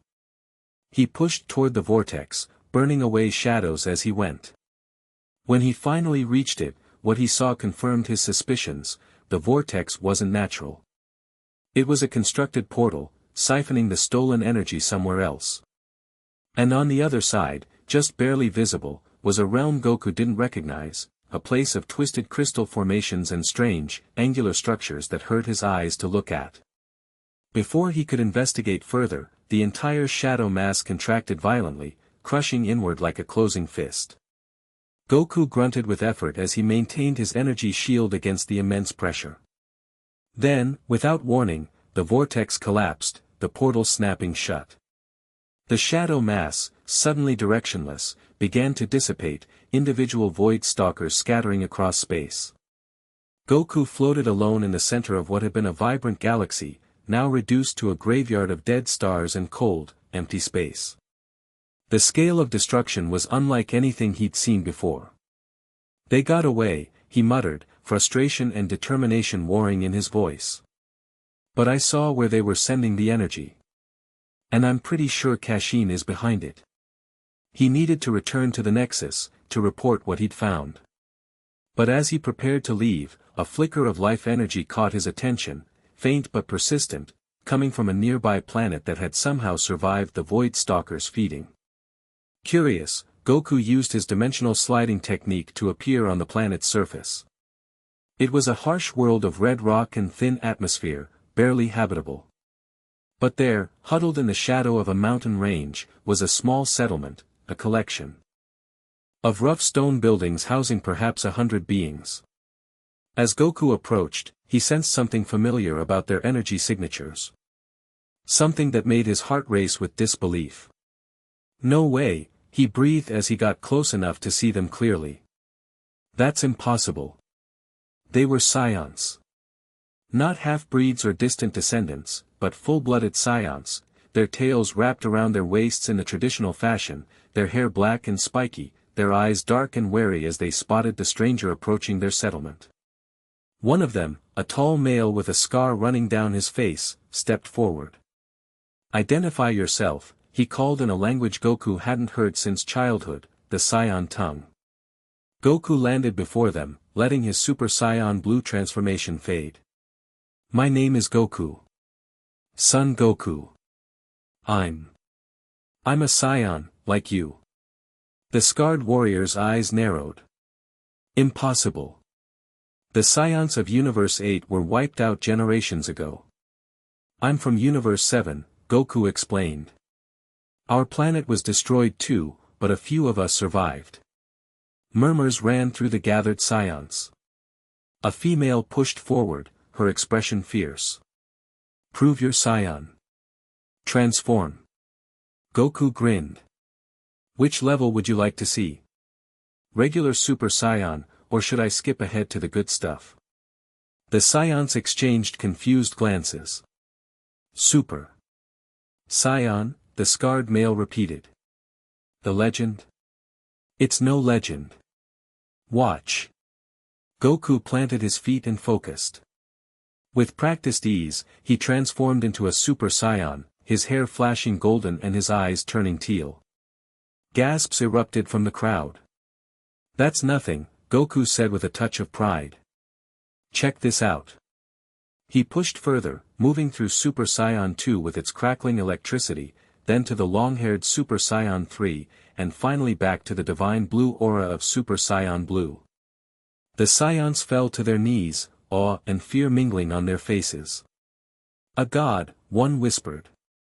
"No," Goku corrected, powering down to his base form. "Just a Scion who trained really hard. And had good teachers." He looked around at the harsh landscape. "How did you all survive here? I thought the Scions were extinct in most universes." The scarred male, who seemed to be their leader, rose slowly to his feet. "I am Nyan, chief of this clan. We are the last of our kind in Universe 8. When the frost demons came for our homeworld, our ancestors fled to this forgotten rock." "Frost demons?" Goku questioned. "You mean like Frisia? You know of the demon Lord Frost?" The female warrior hissed. "I know Frisia in my universe," Goku explained. "Sounds like your Frost is similar. But I defeated Frisia. Multiple times, actually." This statement caused another round of shocked murmurs. Nyan studied Goku intently. "Why have you come here, Scion of Universe 7? What brought you to our hidden world?" Goku's expression grew serious. "Those shadows that were consuming the stars around you, they're called Void Stalkers. They're part of a bigger threat to all universes. The darkness, an elderly female scion nodded. It has been growing for months. Many worlds have already fallen. You've been monitoring it? Goku asked, surprised. Nyan gestured to a crude observatory built into the mountainside. We may live simply, but we are not blind to the stars. The darkness has been approaching our sector for some time. I'm trying to stop it, Goku explained. I'm the guardian of the multiverse core now. The elderly scion stepped forward, her eyes wide. The ancient texts speak of such a guardian. A being of golden light who walks between worlds. That's me, Goku grinned sheepishly. Still figuring out the job, though. Will you save us? A child's voice asked from the crowd. A young scion boy, no more than 5 or 6 years old, stared up at Goku with hope in his eyes. Goku crouched down to the child's level. I'm going to try my best. But I think you all should consider relocating. This sector of space isn't safe anymore. Relocate where? Nyan demanded. We have hidden here for generations precisely because no one wants this world. Goku thought for a moment, then snapped his fingers. I know a place. Universe 6 has a whole planet of scions, and they're good people. Maybe you could start fresh there. Another universe? Nyan looked skeptical. Even if such travel were possible, why would these other scions accept us? Because I'll ask them to, Goku said simply. And trust me, they're different from what you might expect. Their scions evolved without all the conquering and stuff. They're defenders, not destroyers. The scions conferred among themselves, their voices low but intense. Finally, Nyan turned back to Goku. We will consider your offer. But first, we must know more about these other scions, and about the threat you fight. His eyes narrowed slightly. You say you are guardian now, but you are still scion. Our blood runs in your veins. Will you stay and share a meal with your kin, warrior of Universe 7? Goku's face split into a wide grin. Food? Now you're speaking my language. The scion settlement may have been crude by modern standards, but they certainly remembered how to feast. Massive haunches of some local game animal roasted over open fires, while fermented beverages flowed freely among the adults. Goku sat cross-legged among them, devouring everything put before him with typical scion appetite. You eat like a true warrior, Nyan observed approvingly. Food is important, Goku replied between mouthfuls. Can't fight on an empty stomach. As the meal progressed, Goku shared stories of Universe 7, of Earth, of his friends and family, of the battles he'd fought. The scions listened with rapt attention, especially the children, who seemed enthralled by tales of Super Saiyan transformations and tournaments of power. In turn, they told him of their history in Universe 8, how their ancestors had been mercenaries like the scions of Universe 7, but had rebelled against the Frost Empire earlier, fleeing to hidden worlds when their uprising failed. We have lived in shadows for 10 generations, the elderly scion woman, Gera, they called her, explained. Always moving when discovered, always hiding our power. That's no way to live, Goku said. Scions are meant to grow, to challenge themselves. Says the Super Saiyan God, Nyan remarked dryly. We had little choice. Our numbers were too few to fight back. But now there's a chance for a new start, Goku insisted. On Sadala in Universe 6, scions live openly, proudly. They're respected across their universe. And you can truly take us there? Gera asked. All of us? Goku nodded confidently.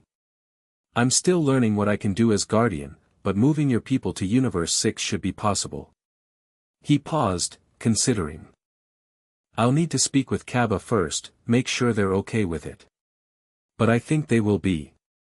Kaba? A young warrior asked. A scion from Universe 6. Good kid. Strong, too. Goku smiled at the memory of the young scion he'd met during the Tournament of Power. He's the one who told me about their Sadala still existing. As the night deepened, the younger scions began demonstrating their fighting techniques for their visitor. Goku watched with interest and occasionally offered pointers, impressed by their resourcefulness despite their isolation. "You've maintained your warrior traditions well," he told Nyan as they watched two adolescents sparring. "It is all we have left of our heritage," the scarred scion replied. "Though we lack the transformations you possess." "That can be taught," Goku said. "The power comes in response to need, but the technique can be shared."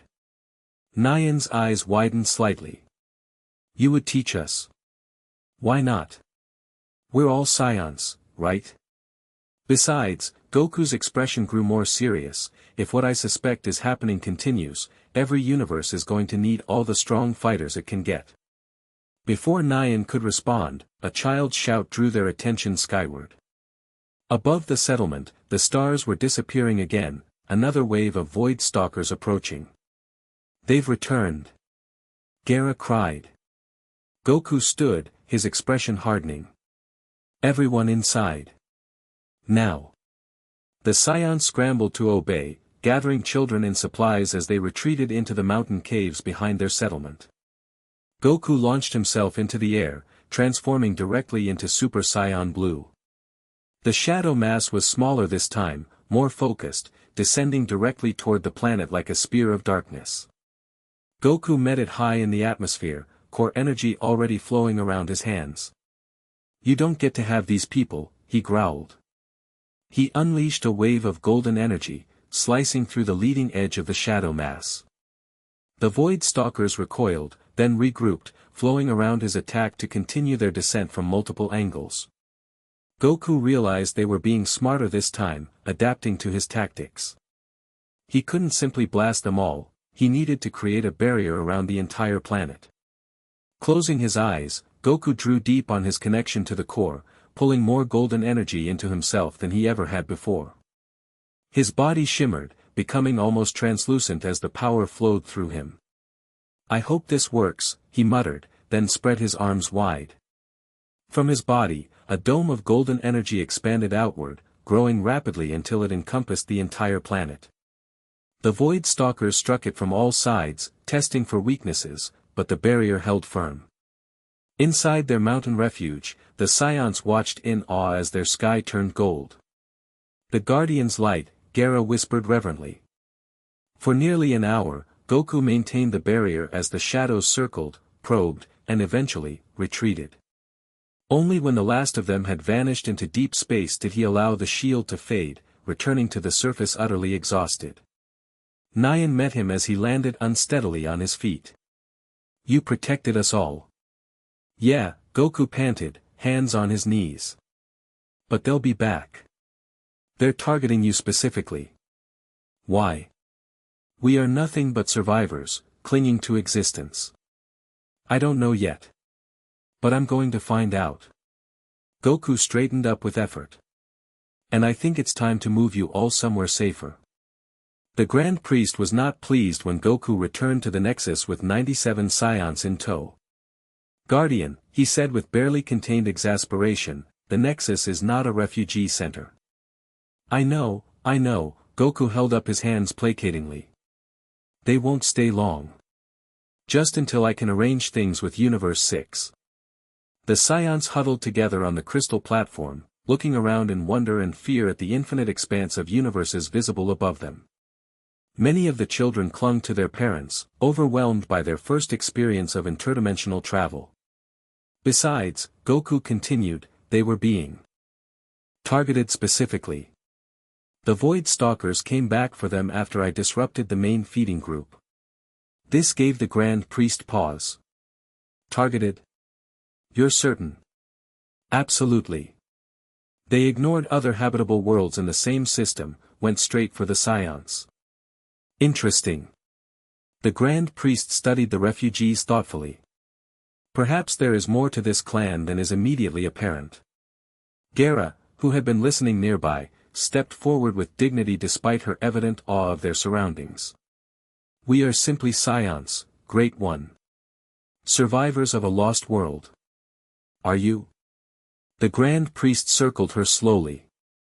There is something unusual about your energy signature. All of you, in fact. He turned to Goku. Did you not sense it, Guardian? Goku blinked. I mean, they felt like scions to me. A bit different from Universe 7 or 6 scions, but that's to be expected, right? Look deeper. With your core vision. Frowning, Goku focused on the refugees, activating the enhanced perception that came with his guardian status. At first, he saw only what he expected, the familiar energy pattern of Scion life force. But as he looked deeper, he noticed something unusual, a faint golden shimmer at the center of each Scion's energy signature, similar to the core's energy. Whoa, he breathed. That's weird. They're connected to the core somehow. Not connected, the Grand Priest corrected. Infused. These scions carry core energy within their very genetics. Nyan stepped forward, alarmed. What does this mean? Are we in danger? It means, the Grand Priest said carefully, that your ancestors were likely part of an ancient experiment. Perhaps even created by a previous guardian. Created? Gaara's voice was sharp with indignation. We are not constructs. Not constructs, the Grand Priest agreed. But perhaps modified. Enhanced with core energy for some long-forgotten purpose. Goku crossed his arms, processing this revelation. So that's why the Void Stalkers targeted them. They're after core energy, and these guys are like, walking batteries of the stuff. Precisely. The Grand Priest turned to face the entire group of refugees. Which makes their protection not merely a humanitarian gesture, but a strategic necessity. So they can stay? Goku asked hopefully. Temporarily, the Grand Priest conceded. While we determine the best course of action. Nyan looked at his people, then back at Goku. We did not know of this energy within us. Our legends speak only of our warrior's blood, our sacred duty to survive. Maybe that's what it meant, Goku suggested. The core energy was what you were preserving, even if you didn't know it. Gaara nodded slowly. The ancient texts, they speak of our clan as vessels of the eternal light. We thought it merely poetic. Nothing is merely poetic when it comes to the core, the Grand Priest said. Guardian, we must investigate this further. If there are other beings across the multiverse infused with core energy, they will all be targets. Goku nodded, his expression determined. I'll find them. But first, we need to get these folks settled somewhere safe. He turned to the refugees with a reassuring smile. Don't worry. This is actually good news. It means you're special. Special enough to be hunted across the cosmos, Nyan remarked dryly. Yeah, well, I know all about that. Goku clapped the scarred scion on the shoulder. Trust me, being a target just means you get stronger fighting back. The next day, Goku left the scions under the observer's care and transported himself to Universe SX's planet Sadala. He had arranged the visit through the Grand Priest, who had contacted Vados, the angel attendant of Universe 6.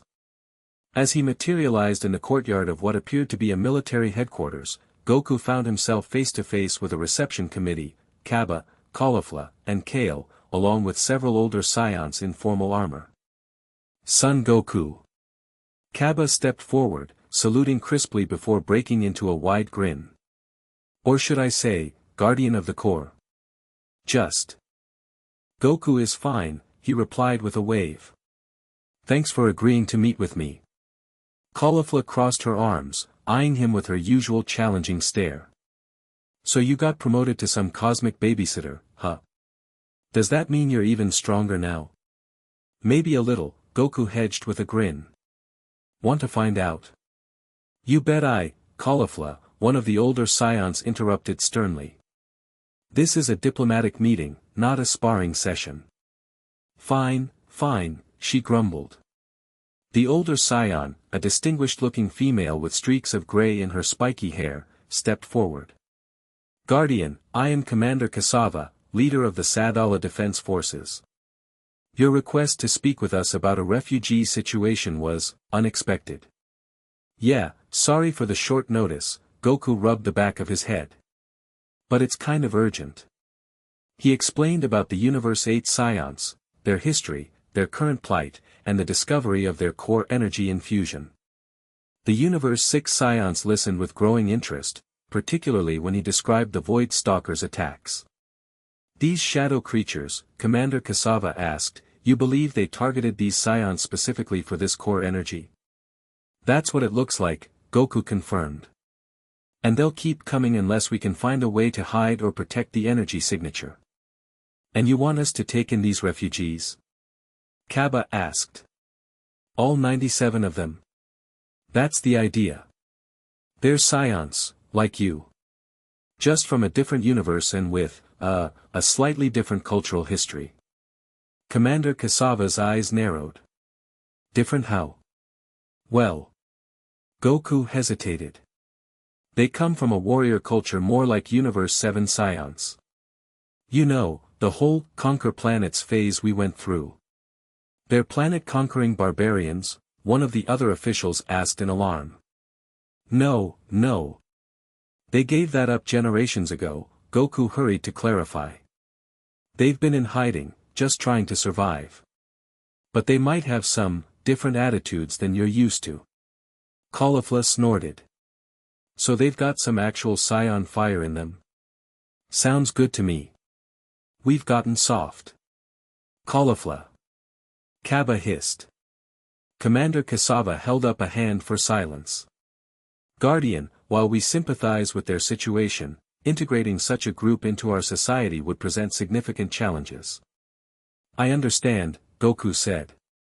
But they're adaptable. And they're the last of their kind in Universe 8. Without help, they'll be hunted to extinction. Kale, who had remained silent until now, spoke up softly. We can't turn away our own people, no matter what universe they're from. It wouldn't be right. Commander Cassava sighed. We will need to consult with the Sadala High Council. This is not a decision I can make unilaterally. I can bring Nyan, their leader, to speak with the council, Goku suggested. Let them make their case directly. After further discussion, this plan was agreed upon. Kaba would arrange an emergency council session for the following day, while Goku returned to the Nexus to prepare Nyan for the diplomatic mission. As the meeting concluded, Kaba pulled Goku aside. Is it true? The young Scion asked in a hushed voice. About the multiverse being in danger? Goku nodded, his expression unusually serious. Yeah. Someone or something is trying to destroy the core. If they succeed, everything ends. And that's why you became Guardian. Pretty much. Didn't have much choice, to be honest. Goku's normal cheerful demeanor returned. But hey, it's not all bad. The powers are pretty cool, and I'm getting to see all sorts of new universes. Kaba studied him for a moment. Caulifla's right about one thing, you do seem stronger. Different somehow. Goku grinned. Want a quick sparring match before I go? Just to see. Kaba returned the grin. I thought you'd never ask. By the time Goku returned to the Nexus, sweaty but satisfied from his impromptu training session with the Universe 6 Scions, he found the Grand Priest waiting for him with a troubled expression. Guardian, we have a situation. Another attack? Goku asked immediately. Not exactly. It appears our guests have had a disagreement with one of the observers. The Grand Priest led Goku to where the refugees were being housed. There, they found several adult Scions surrounding a cowering observer, while Nyan argued heatedly with two others. What's going on here? Goku called out. The Scions parted to reveal the observer, who appeared unharmed but distinctly flustered. Guardian, the many-winged being said, I was merely explaining the nature of the core to the younglings when this misunderstanding occurred. Misunderstanding? Nyan growled. You were filling our children's heads with false doctrines. Goku looked between them, confused. What false doctrines? Guerra stepped forward. The observer claimed that the core created all things, that it is the source of all life and power in the multiverse. This contradicts our sacred traditions. Your traditions? The Grand Priest asked. We believe the primal flame is the source of all warrior spirit, Nyan explained. It was from this flame that the first scions drew their power, long before gods or cores existed. The Grand Priest and the observer exchanged glances. The primal flame, the Grand Priest mused. An interesting interpretation of core energy. In a sense, both perspectives contain truth. How do you figure? Goku asked. The core manifests differently to different civilizations. To some, it appears as light, to others, as fire, or water or wind. The Universe 8 Scions' primal flame likely represents their ancestral understanding of the core energy within them. Nyan looked skeptical. Our traditions date back thousands of years. As does your connection to the core, the Grand Priest replied. The previous guardian lived for many millennia. Goku stepped between them, hands raised placatingly. Look, whether you call it the core or the primal flame, the important thing is that you guys have this special energy that makes you targets. And we need to keep you safe. He turned to Nyan. I spoke with the scions of Universe 6. They're willing to hear your case for sanctuary. I can take you to meet their council tomorrow. The tension in the room eased slightly as the conversation shifted to practical matters. What are they like, these Universe 6 scions? One of the younger warriors asked. Different, Goku admitted. They evolved without the conquering phase. They're defenders, protectors of their universe. Some of the Universe 8 scions looked disappointed at this, while others seemed intrigued. But, Goku added with a grin, they're still scions. Strong, proud, always looking for a good fight. You'll find plenty in common. As the refugees discussed this new information among themselves, the Grand Priest drew Goku aside. This incident raises a concerning point, Guardian. The presence of core-infused beings in our midst may attract unwanted attention. You mean the Void Stalkers might come here? To the Nexus? Or worse, the Grand Priest said grimly. Whatever is directing them. We still don't know who that is, Goku pointed out. Though I have my suspicions about Kashin. Suspicions are not evidence. Kashin has served the Nexus for eons. Yeah, well, I still don't trust him. And I haven't seen him since I got back from the core. The Grand Priest's expression remained neutral. Kashin often travels among the universes, monitoring boundary integrity. His absence is not unusual. If you say so. Goku wasn't convinced, but he knew arguing would get him nowhere. What about these other core-infused beings you mentioned? How do we find them?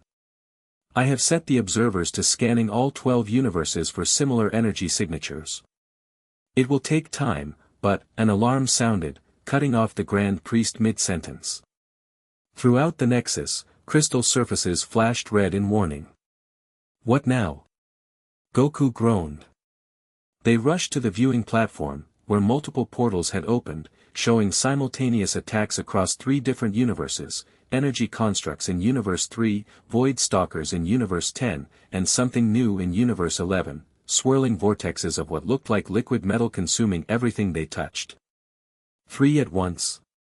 Goku stared in disbelief. That's not random. Indeed, the Grand Priest agreed. This is a coordinated assault. I can't be in 3 places at once. Goku clenched his fists in frustration. Actually, the Grand Priest said thoughtfully, perhaps you can. Goku turned to him. What do you mean? Your connection to the core allows for certain extensions of your consciousness. While your physical form can only occupy one location, your awareness and influence can extend further. Like projections of myself? Similar, though more substantial than mere projections.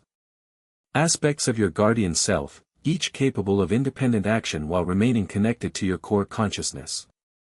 Goku considered this. So I could fight in multiple universes simultaneously. That would be handy. It requires intense concentration and a deep connection to the core. But yes, theoretically possible. Let's try it, Goku decided immediately. The Grand Priest nodded.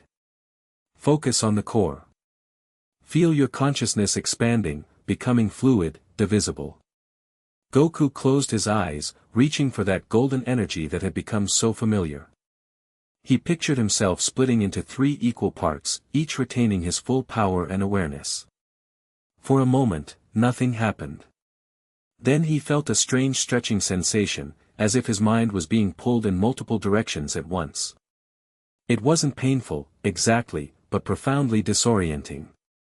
Stay focused, the Grand Priest instructed. Maintain your center while allowing the divisions to form. Goku concentrated harder. Slowly, the stretching feeling stabilized, resolving into distinct channels of awareness. He could now perceive 3 separate locations simultaneously, Universe 3, Universe 10, and Universe 11, each under attack as shown in the viewing portals. I can see them all, he said, his voice strangely resonant. I can feel them all. Now project yourself to each location.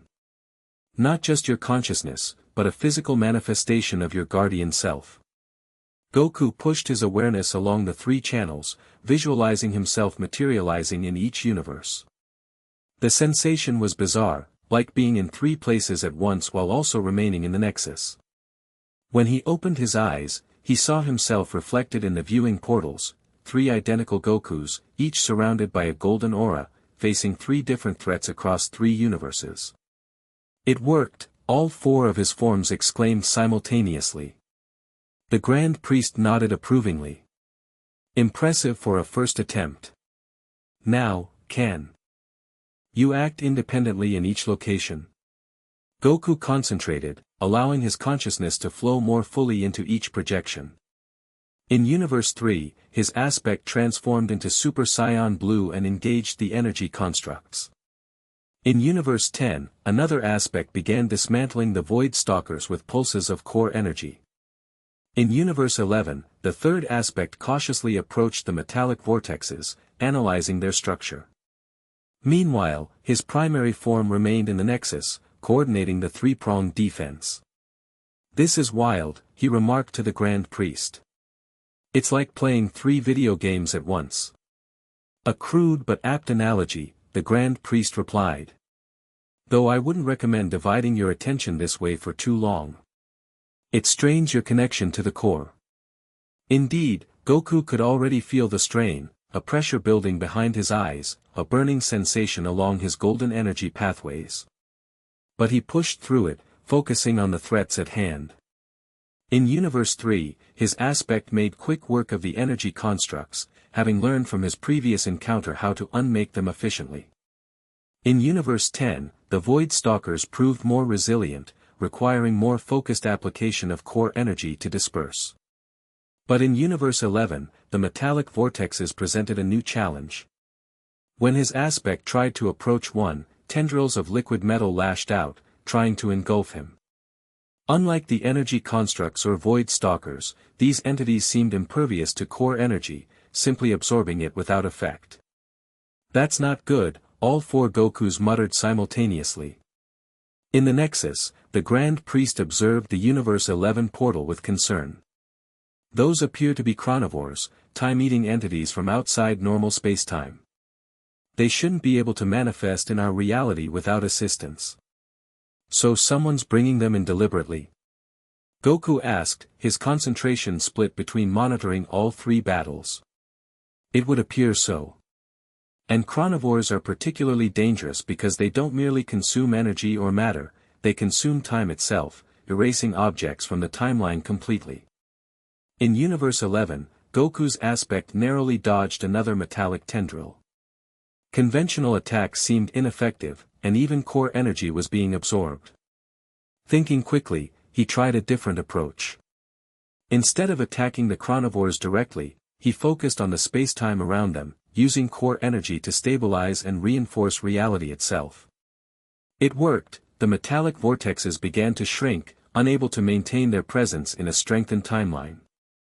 With a final pulse of golden energy, Goku's aspect forced them back through whatever breach they had used to enter Universe 11. With all three threats contained, Goku prepared to recall his aspects. But as he began the process, something strange happened in Universe 10. As the last of the Void Stalkers dispersed, a figure appeared in the distance, tall, blue-skinned, with silver hair. Kashin, Goku's Universe 10 aspect growled. The figure turned, clearly surprised to be observed. For a moment, their eyes met across the vast distance of space. Then Kashin raised his hand, a pulse of silvery energy erupting from his palm. The viewing portal for Universe 10 shattered, and Goku's aspect there was violently thrust back into his primary form. The sudden reintegration of consciousness sent Goku staggering backward, clutching his head in pain. Guardian. The Grand Priest steadied him. What happened? Kashin, Goku gasped. He was there, in Universe 10. Watching the Void Stalkers. Are you certain? Positive. And when he saw me, he attacked. Not the kind of reaction you'd expect from an innocent guy, right? The Grand Priest's expression darkened. Indeed not. If Kashin is truly involved in these attacks. He is, Goku stated firmly, recalling his remaining aspects. As they merged back into his primary form, his perception returned to normal, the strain easing. I've suspected it since Universe 8. His energy signature was all over that vortex, the void. Stalkers were feeding into. This is troubling. Kashin has been overseer of universal boundaries for countless ages. His knowledge of the multiverse is second only to Zeno himself. Which makes him the perfect person to orchestrate these attacks, Goku pointed out. The Grand Priest was silent for a moment, processing this revelation. We must proceed carefully. If Kashin is truly our adversary, we face a threat far greater than anticipated. I need to find him, Goku said, determination hardening his voice. Confront him directly. Not alone, the Grand Priest cautioned. And not yet. First, we must secure the Universe 8 scions and learn more about their connection to the core. If they are indeed creations of a previous guardian, they may hold knowledge crucial to understanding Kashin's motives. Goku nodded reluctantly. Fine. Tomorrow I'll take Nyan to Universe 6 as planned. But after that, I'm going after Kashin. The next morning, Goku and Nyan prepared to depart for Universe 6. The scarred scion had selected two other representatives to accompany them, Gaara for her knowledge of their traditions, and a younger warrior named Taro for his diplomatic skills. Remember, Goku advised as they gathered on the transportation platform, these scions are different from what you're used to. They value protection over conquest. So you've said, Nyan replied dryly. Repeatedly. Just making sure. First impressions matter. Gaara adjusted her ceremonial cloak, a finely woven garment that had somehow survived their people's numerous relocations. We will represent our clan with dignity, Guardian. We understand what is at stake. Goku nodded, satisfied. All right then. Everyone hold on to me. The three Universe 8 scions gripped Goku's arms, and he focused on the dimensional anchor connecting to planet Sadala in Universe 6. The familiar sliding sensation enveloped them, and moments later they materialized in the same courtyard where Goku had met with Kaba the day before. This time, the reception was more formal. A delegation of Universe 6 scions waited for them, led by an elderly male in elaborate ceremonial armor adorned with symbols of office. Guardian Son Goku, the elder greeted with a dignified nod. I am High Counselor Rinkan, leader of the Sadala High Council. We welcome you and your guests to our world. Nyan stepped forward and, to Goku's surprise, executed a perfect formal bow. High Counselor, I am Nyan, chief of the last Scion clan of Universe 8. We are honored by your willingness to hear our petition. Goku thought, impressed. He's got manners when he wants to. The initial formalities proceeded smoothly as they were escorted to the council chambers, a grand hall with high ceilings and walls decorated with murals depicting Scion history. 12 council members sat around a circular table, with Rincon at the head position. Kaba, Caulifla, and Kale stood to one side as observers, along with Commander Cassava and several other military officials. Once everyone was seated, High Counselor Rincon opened the proceedings. Guardian Son Goku has brought to our attention the plight of your people, Chief Nyan. We understand you seek sanctuary on Sadala. Nyan nodded. Our clan has survived in hiding for generations, moving whenever discovered. Recent events have made this strategy untenable. You speak of these void stalkers. And of our newfound knowledge regarding the energy within us, Gera added. We carry within our blood what you would call core energy, power that makes us targets for forces beyond our comprehension. This revelation caused a stir among the council members. Core energy, one asked. Like what the Guardian possesses? Similar, though less concentrated, Goku explained. It's in their genetics, passed down through generations. We think a previous Guardian may have created their ancestors for some purpose. A purpose now lost to time, Gera said solemnly. High Counselor Rincon leaned forward. And what do you offer Sadala in exchange for sanctuary? What skills or resources do your people bring? We are warriors, Nyan stated simply. Survivors. We offer our strength in defense of our new home, our knowledge of enemy territories in Universe 8, and our unquestioning loyalty to those who shelter us. Taro, the younger diplomat, added, our people include skilled hunters, craftsmen, and lore keepers. We have preserved ancient Scion traditions that may differ from your own but could enrich your cultural heritage. The council members conferred among themselves in low voices. Goku caught snippets of their concerns, integration challenges, resource allocation, security risks. Finally, Rincon addressed them again. While we sympathize with your situation, we must consider the safety of our own citizens. These void stalkers that hunt you, would they not follow you to Sadala, endangering us all? Before Nyan could respond, Goku stepped in. That's a fair concern. But the void stalkers are already targeting multiple universes, including yours. Having these scions here doesn't increase the risk, if anything, it gives you more defenders with experience fighting these things. Commander Cassava spoke up from the sidelines. Guardian, you said these scions possess core energy. Could this energy be contained somehow? Shielded to prevent detection? Goku hesitated. I'm still learning about core energy myself. But maybe, with the right technology.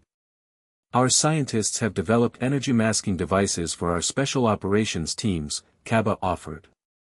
With modifications, perhaps they could be adapted to shield core energy signatures. Caulifla, who had been uncharacteristically quiet until now, pushed away from the wall she'd been leaning against. Are we seriously debating this? They're scions. Our people. Since when do scions turn away their own? Since accepting them might endanger our entire planet, one council member replied sharply. So we're cowards now? Caulifla challenged. Afraid of a fight? Caulifla, Kale murmured, placing a restraining hand on her friend's arm. High Counselor Rincon raised a hand for silence. The young warrior speaks passionately, if inappropriately. But her point merits consideration. Our ancestors built Sadala as a haven for all scions who embraced our code of protection. Can we do less for our interdimensional kin? The debate continued for several more hours, with questions directed at Nyan and his companions about everything from their fighting techniques to their cultural practices. Goku, never one for lengthy discussions, found himself growing restless. Finally, the council asked the visitors to wait outside while they deliberated in private. Goku, Nyan, Gera, and Taro gathered in an antechamber, joined by Kaba and his friends. You did well in there, Kaba told Nyan. Better than I expected, honestly. Nyan raised an eyebrow. You thought we would be uncouth barbarians? Well. Son Goku did mention your, different cultural background. Nyan snorted. We may come from a warrior culture, but we're not fools. Diplomacy is just another form of combat, one where words are weapons and concessions are victories. Goku blinked, surprised by the insight. Ha! Never thought of it that way. Caulifla approached Taro with her usual direct manner. So, you guys actually conquered planets and stuff? What was that like? Caulifla. Kaba hissed. What? I'm curious. Taro smiled slightly. Our ancestors did, yes. But the practice ended generations ago, when our numbers dwindled and survival became our priority. Still, Caulifla pressed, you must have some good war stories. Some, Taro admitted. Though many are not pleasant. Guerra, who had been studying the murals in the antechamber, spoke without turning. War rarely is, child. There is honor in battle, yes, but little glory in conquest. Something our people learned too late. An uncomfortable silence fell over the group, broken only when the doors reopened and a council aide summoned them back inside. High Counselor Renkan stood as they entered. We have reached a decision. Chief Nyan, your people will be granted provisional sanctuary on Sadala, with full citizenship to be considered after a probationary period of one planetary cycle. Relief washed over Nyan's face. Thank you, High Counselor. Your generosity will not be forgotten. However, Renkan continued, there are conditions. Your people will be settled in a dedicated district under the supervision of the Sadala Defense Forces. All adults must undergo cultural integration training, and all warriors must serve in our defense forces. Additionally, Commander Cassava added, each of your people must submit to medical examination and be fitted with energy suppression devices to mask the core energy within them. These terms are acceptable, Nyan agreed without hesitation. Excellent. Renkan smiled for the first time. Commander Cassava will oversee the practical aspects of your relocation. When can we expect the remainder of your clan? Goku stepped forward. I can bring them within the next day or so. Just need to coordinate with the Grand Priest. Very well. Then let us consider these proceedings concluded. Welcome to Sadala, Chief Nyan. May your clan find the peace they have long sought. As the formalities concluded and the Universe 6 Scions began discussing logistics with Nyan and his companions, Goku felt a strange sensation, a pulling at his consciousness, similar to what he'd experienced on Earth but stronger, more urgent. Something's wrong, he muttered. Kaba noticed his distraction. Guardian? What is it? I'm not sure. But something's happening at the Nexus. Goku turned to Nyan. I need to go. Will you be okay here for now? Nyan nodded. We are in good hands. Go, Guardian. Goku focused on his connection to the core, preparing to transport himself back to the Nexus. Just before he vanished, he caught a glimpse of Caulifla's expression, a mixture of excitement and determination that he recognized all too well. She's planning something, he thought. But there was no time to investigate. The core was calling him back with increasing urgency. With a flash of golden light, he disappeared from planet Sadala. Goku rematerialized in the Nexus to find it in chaos. Observers flew in all directions, their many wings fluttering in agitation. The crystal platforms shimmered with warning pulses, and through the transparent surfaces, Goku could see the core below pulsing erratically. Grand Priest, he called, searching for the celestial being. What's happening? Instead of the Grand Priest, one of the senior observers approached him. Guardian. Thank fortune you've returned. We're under attack. Attack? Here. How? Before the observer could respond, a massive tremor shook the entire Nexus. Through the crystal beneath his feet, Goku saw something impossible, a dark mass of shadows surrounding the core, tendrils of void energy probing at the fracture he had partially sealed. Void Stalkers. Inside the Nexus. Goku couldn't believe what he was seeing. How did they get past the barriers? Unknown, the observer replied frantically. They appeared suddenly, bypassing all defenses. The Grand Priest is below, attempting to drive them back from the core. Goku didn't wait to hear more. Focusing on the core, he transported himself downward, through the crystal platforms, into the void between the Nexus and the core itself. There, he found the Grand Priest engaged in battle with the largest congregation of Void Stalkers Goku had ever seen. The celestial being moved with incredible speed and precision, each gesture unleashing waves of purifying light that disintegrated shadows by the thousands. But for every shadow destroyed, more seemed to flow in from an unseen source. Grand Priest. Goku called, transforming into Super Saiyan Blue and joining the fray. Where are they coming from? There. The Grand Priest pointed to what appeared to be a tear in reality itself, a jagged black opening hanging in the void near the core. Something has breached the dimensional walls directly. Goku unleashed a massive Kamehameha, clearing a path through the shadow mass toward the breach. Can we seal it? Not from this side, the Grand Priest replied, continuing his methodical destruction of the shadows. It was created from beyond our multiverse. Beyond? Goku's eyes widened as he remembered the strange realm he'd glimpsed through the vortex in Universe 8. The place with the crystal formations. You've seen it? The Grand Priest seemed surprised. Just a glimpse. Through a portal the Void Stalkers were using. Goku fired another blast of ki, combined with core energy for greater effect against the shadows. Is that where Kashin is from? The Grand Priest hesitated before answering. Kashin's origins are complex. But yes, he has connections to realms beyond our 12 universes. Then I was right. He's behind this. We cannot be certain. Another violent tremor interrupted their conversation as the Void Stalkers redoubled their assault on the core. The fracture, which Goku had worked so hard to stabilize, began to widen again under their relentless pressure. We're losing ground, Goku realized.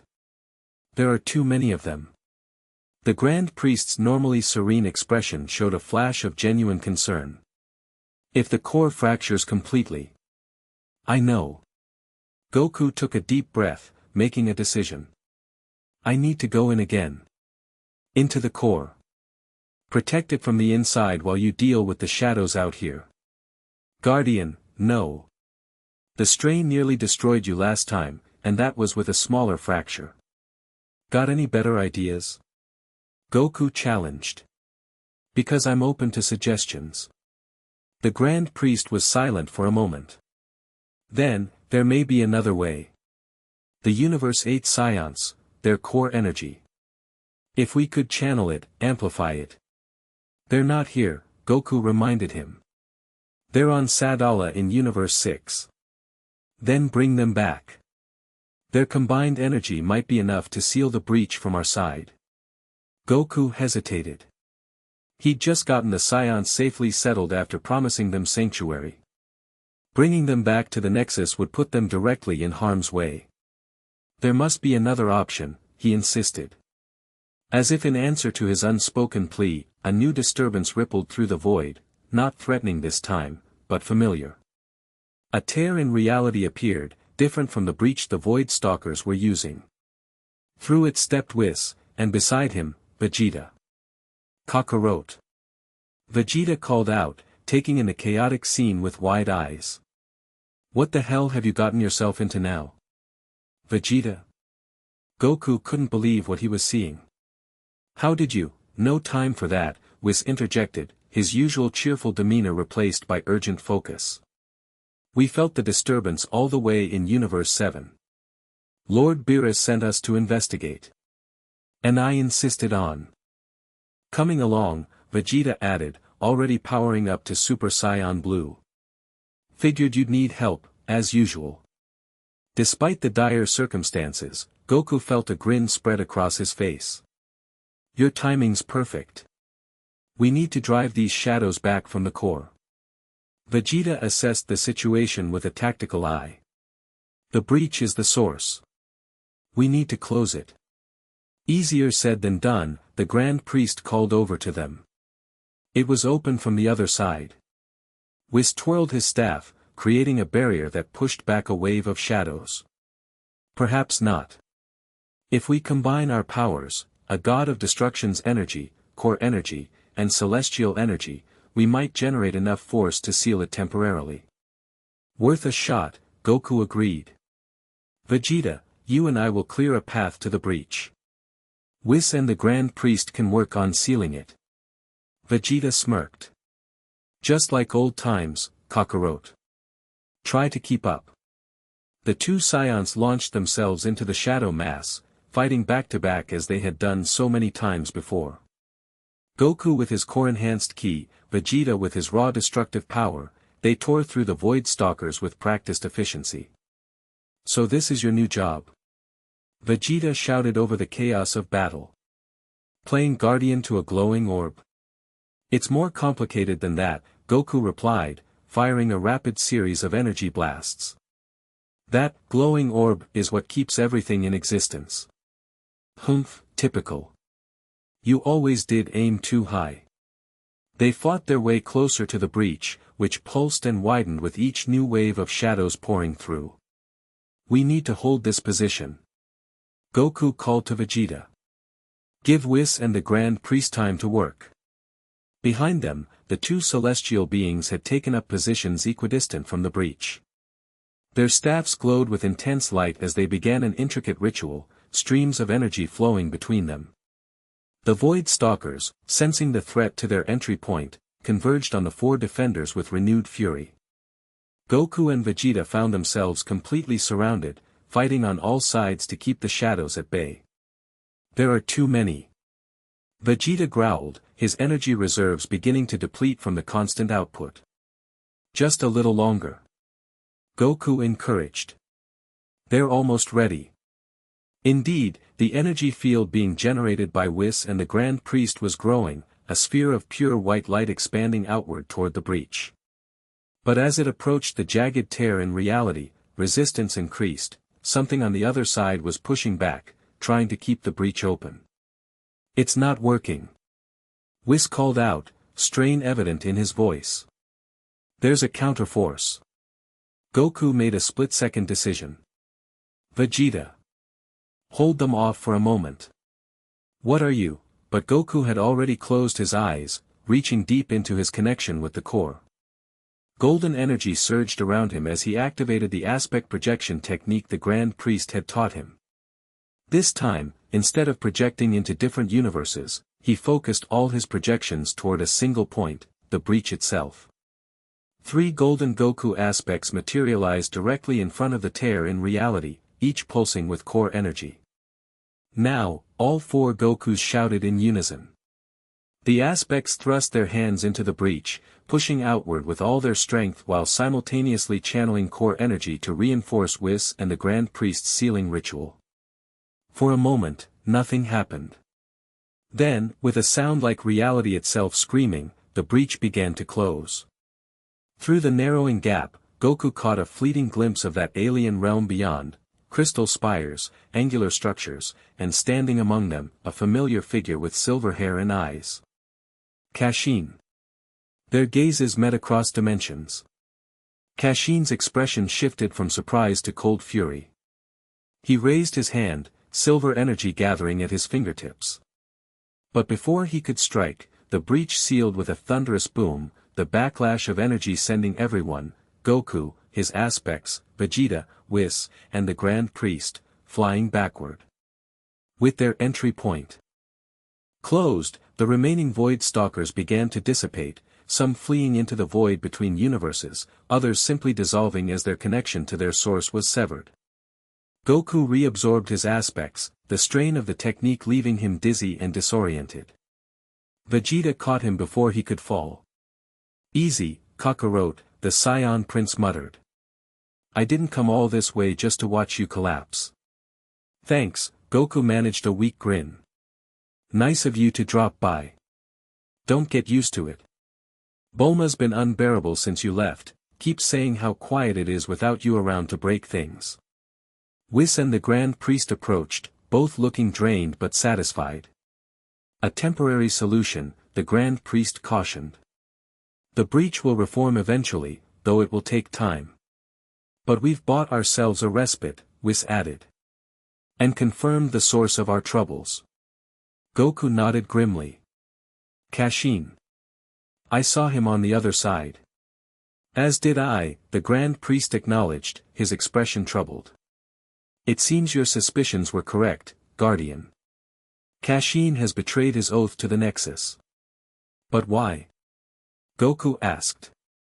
What does he want? That remains unclear. But his actions suggest he seeks to destabilize the core itself. Vegeta, who had been silent during this exchange, spoke up. Whoever this Kashin is, he's just made a fatal mistake. What's that? Goku asked. He's angered 2 Scions now. Vegeta's expression was deadly serious. And if there's one thing our history has proven, it's that Scions are at their most dangerous when fighting together. Goku couldn't help but smile at that. Despite everything, the attacks, the betrayal, the constant threats to the multiverse, having Vegeta by his side made the burden feel lighter somehow. Speaking of Scions, he said, remembering the Universe 8 refugees, I need to make sure the ones on Sadala are safe. If Kashin knows about their core energy, he will target them next, the Grand Priest finished. Yes, we must secure them immediately. I'll go, Goku decided. Vegeta, you coming? Vegeta crossed his arms. Do I have a choice?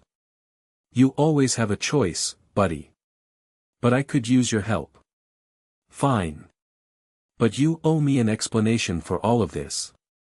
The full story. Goku nodded. You'll get it. Right after we make sure those Scions are safe. As they prepared to depart for Universe 6, Goku couldn't shake the image of Kashin standing in that alien landscape, silver eyes burning with purpose. The overseer of universal boundaries had revealed his true colors at last. But why target the core? What could anyone hope to gain from destroying all existence? The answers, Goku suspected, lay with the Universe 8 Scions and their mysterious connection to the core's energy. And he was determined to uncover the truth before Kashin could strike again. Universe 6's planet Sadala was in an uproar when Goku, Vegeta, and Whis arrived. Alarms blared across the capital city, and Scion warriors filled the skies, forming defensive perimeters around key installations. Something's definitely wrong, Goku observed as they materialized in the central plaza. Kaba spotted them immediately, flying down from his patrol position. Guardian. Thank the gods you've returned. Kaba, what's happening? Goku asked urgently. We're under attack. Some kind of energy-draining creatures appeared in orbit about an hour ago. And they're not alone, there are these strange constructs with them, like living machinery. Void stalkers and energy constructs working together. Goku exchanged worried glances with Vegeta. That's new. Where are the Universe 8 Scions? Vegeta demanded. Kaba blinked, noticing Vegeta for the first time. Master. You're here too? Answer the question, Kaba. Right. They're in the secure bunker beneath Defense Headquarters. Commander Cassava ordered full protective measures as soon as the attack began. Good, Goku nodded. They're the targets. Kashin must have tracked them here. As if to confirm his words, a massive explosion rocked the city's outskirts. Looking up, they saw a portion of the defensive perimeter collapse as a combined force of shadows and mechanical constructs broke through. We need to split up, Goku decided. Vegeta, you and Whis help the defense forces hold the line. I'll get to the bunker and make sure the Universe 8 Scions are safe. Always giving orders, Vegeta grumbled, but he didn't argue. Fine. Kaba, you're with me. Show me where the fighting is thickest. Yes, Master. Kaba replied with renewed determination. As Vegeta and Kaba took to the skies, Whis lingered a moment longer. Be cautious, Goku. I sense something unusual about this attack, a pattern that suggests a purpose beyond simple destruction. I've been thinking the same thing, Goku admitted. These attacks are too coordinated. Kashin's testing us, probing for weaknesses. Indeed. Which means this assault may be a diversion for his true objective. With that unsettling thought, Whis departed to join the battle, leaving Goku to make his way to defense headquarters alone. The city was in chaos, civilians fleeing toward emergency shelters while warriors rushed to join the defense. Goku moved swiftly through the confusion, using his enhanced senses to navigate to the fortified compound at the city's center. When he arrived, he found the entrance heavily guarded by elite Saiyan warriors, led by Commander Cassava herself. Guardian, she greeted him tensely. Your timing is either miraculous or suspicious. Suspicious? Goku frowned. What do you mean? These attacks began mere hours after we accepted the Universe 8 refugees. Her eyes narrowed. One might question the coincidence. It's not a coincidence, Goku agreed, but it's not what you think. The same being who's attacking your world attacked the Nexus itself earlier today. He's after the core energy in those Saiyans. Commander Cassava studied him for a moment, then nodded. Follow me. They're in the deepest level. She led Goku through a series of security checkpoints, down several flights of stairs, to a massive reinforced door. After a retinal scan and voice confirmation, the door slid open to reveal a large chamber filled with Universe 8 Saiyans and their Universe 6 Guardians. Nyan spotted Goku immediately and hurried over. Guardian. What's happening? These soldiers won't tell us anything. Kashin found you, Goku explained grimly. He's attacking the planet to get to you and your people. The silver-eyed one? Gaara asked, joining them. The overseer you suspected? Yeah. He's definitely behind all the attacks now. He just tried to breach the Nexus itself with Void Stalkers. Nyan's expression hardened. Then we are a danger to these people who offered us sanctuary. We should leave. And go where? Commander Cassava interjected. If this Kashin can find you here, he can find you anywhere. Not necessarily, Goku said thoughtfully. The energy masking devices you mentioned, did you manage to fit everyone with them? The process was nearly complete when the attack began, Commander Cassava confirmed. All but the youngest children have been fitted. Do they work? Our preliminary tests suggested they would dampen the unique energy signature by approximately 85%. But we hadn't tested against whatever's attacking us now. Goku considered this. It might be enough to hide them if we can get them somewhere unexpected. Somewhere Kashin wouldn't think to look. Another explosion, much closer this time, shook dust from the ceiling. We're running out of time, Commander Cassava warned. The outer defenses won't hold much longer. Goku made a decision. I need to get these people out of here. All of them, right now. To where? Nyan asked. Someplace safe. Someplace hidden. Goku grinned suddenly. And I know just the place. Before he could elaborate, the bunker's communication system crackled to life. Commander, a frantic voice called. They've breached the main building. They're heading for the bunker. How many? Commander Cassava demanded. Unknown. They're moving too fast to, the transmission cut off with an ominous static hiss. Everyone to the back of the chamber, Commander Cassava ordered, drawing her weapon. Guardian, whatever plan you have, implement it now. I need a few minutes to prepare for a mass transport, Goku said. Can you buy me that time? The commander's smile was fierce. We're Saiyans. Buying time is what we do best.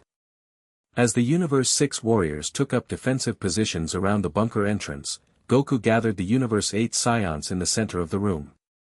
I'm going to move you all at once, he explained quickly. But I need to establish a connection first.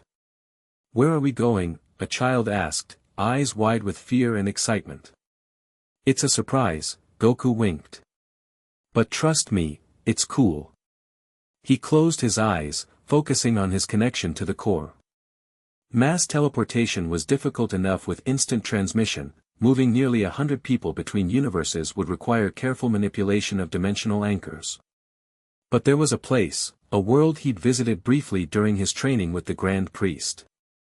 A place so insignificant, so overlooked, that even Kashin might not think to search there. Universe 4, home to invisible warriors and chameleon-like species, had a small moon orbiting a gas giant far from any populated systems. The moon was habitable but uninhabited, perfect for hiding refugees with its natural energy-distorting mineral composition. Goku concentrated, establishing a direct link to that moon, feeling for the dimensional current that would take them there. Got it, he murmured. Everyone hold hands, form a circle around me. The Universe 8 Scions did as instructed, creating concentric rings with Goku at the center. Golden energy began to flow from his body, running along the floor in intricate patterns as he prepared the mass transport. At the bunker entrance, the sounds of battle grew louder. Commander Cassava and her warriors were engaging the first wave of attackers, a mixture of shadow entities and mechanical constructs that poured through the doorway. Guardian, the commander shouted. We can't hold them much longer. Almost ready. Goku called back. The golden energy patterns completed their circuit, surrounding all the Universe 8 Scions in a glowing network. Goku opened his eyes, which now shone with the core's power. Commander. Fall back to us now. Commander Cassava hesitated. My duty is to Sadala, and the best way to protect it is to get these people away from here. Goku insisted. Now come on. With a reluctant nod, the commander ordered her remaining warriors to retreat to the center of the room, joining the circle just as the last defensive position collapsed. Through the doorway strode a figure Goku had never seen before but instantly recognized as one of Kashin's lieutenants. Humanoid but clearly not human, with crystalline skin that refracted light in dizzying patterns. Guardian, the being's voice was like breaking glass. My master sends his regards. Tell your master he needs better hobbies, Goku replied, the golden energy around them intensifying. This universe-destroying thing is getting old. The crystalline being's face cracked in what might have been a smile. He doesn't wish to destroy. He wishes to perfect. Yeah, well, perfection's overrated. The being took a step forward, its body beginning to glow with silvery energy similar to Kashin's. The core-infused ones belong to him. You cannot hide them. Watch me. With a final surge of will, Goku activated the transport. The golden network flared blindingly bright, and the entire group, Universe 8 Scions, Commander Cassava, her warriors, and Goku himself, vanished from the bunker just as the crystalline being launched its attack. The silver energy blast passed through empty air, striking the back wall with devastating force. The being's crystalline features hardened in anger. Find them, it ordered the shadows. Something went wrong with this response, please try again. Continue ahead with the next chapter. The end. Thank you for watching this video. Please be sure to subscribe to our channel and like this video.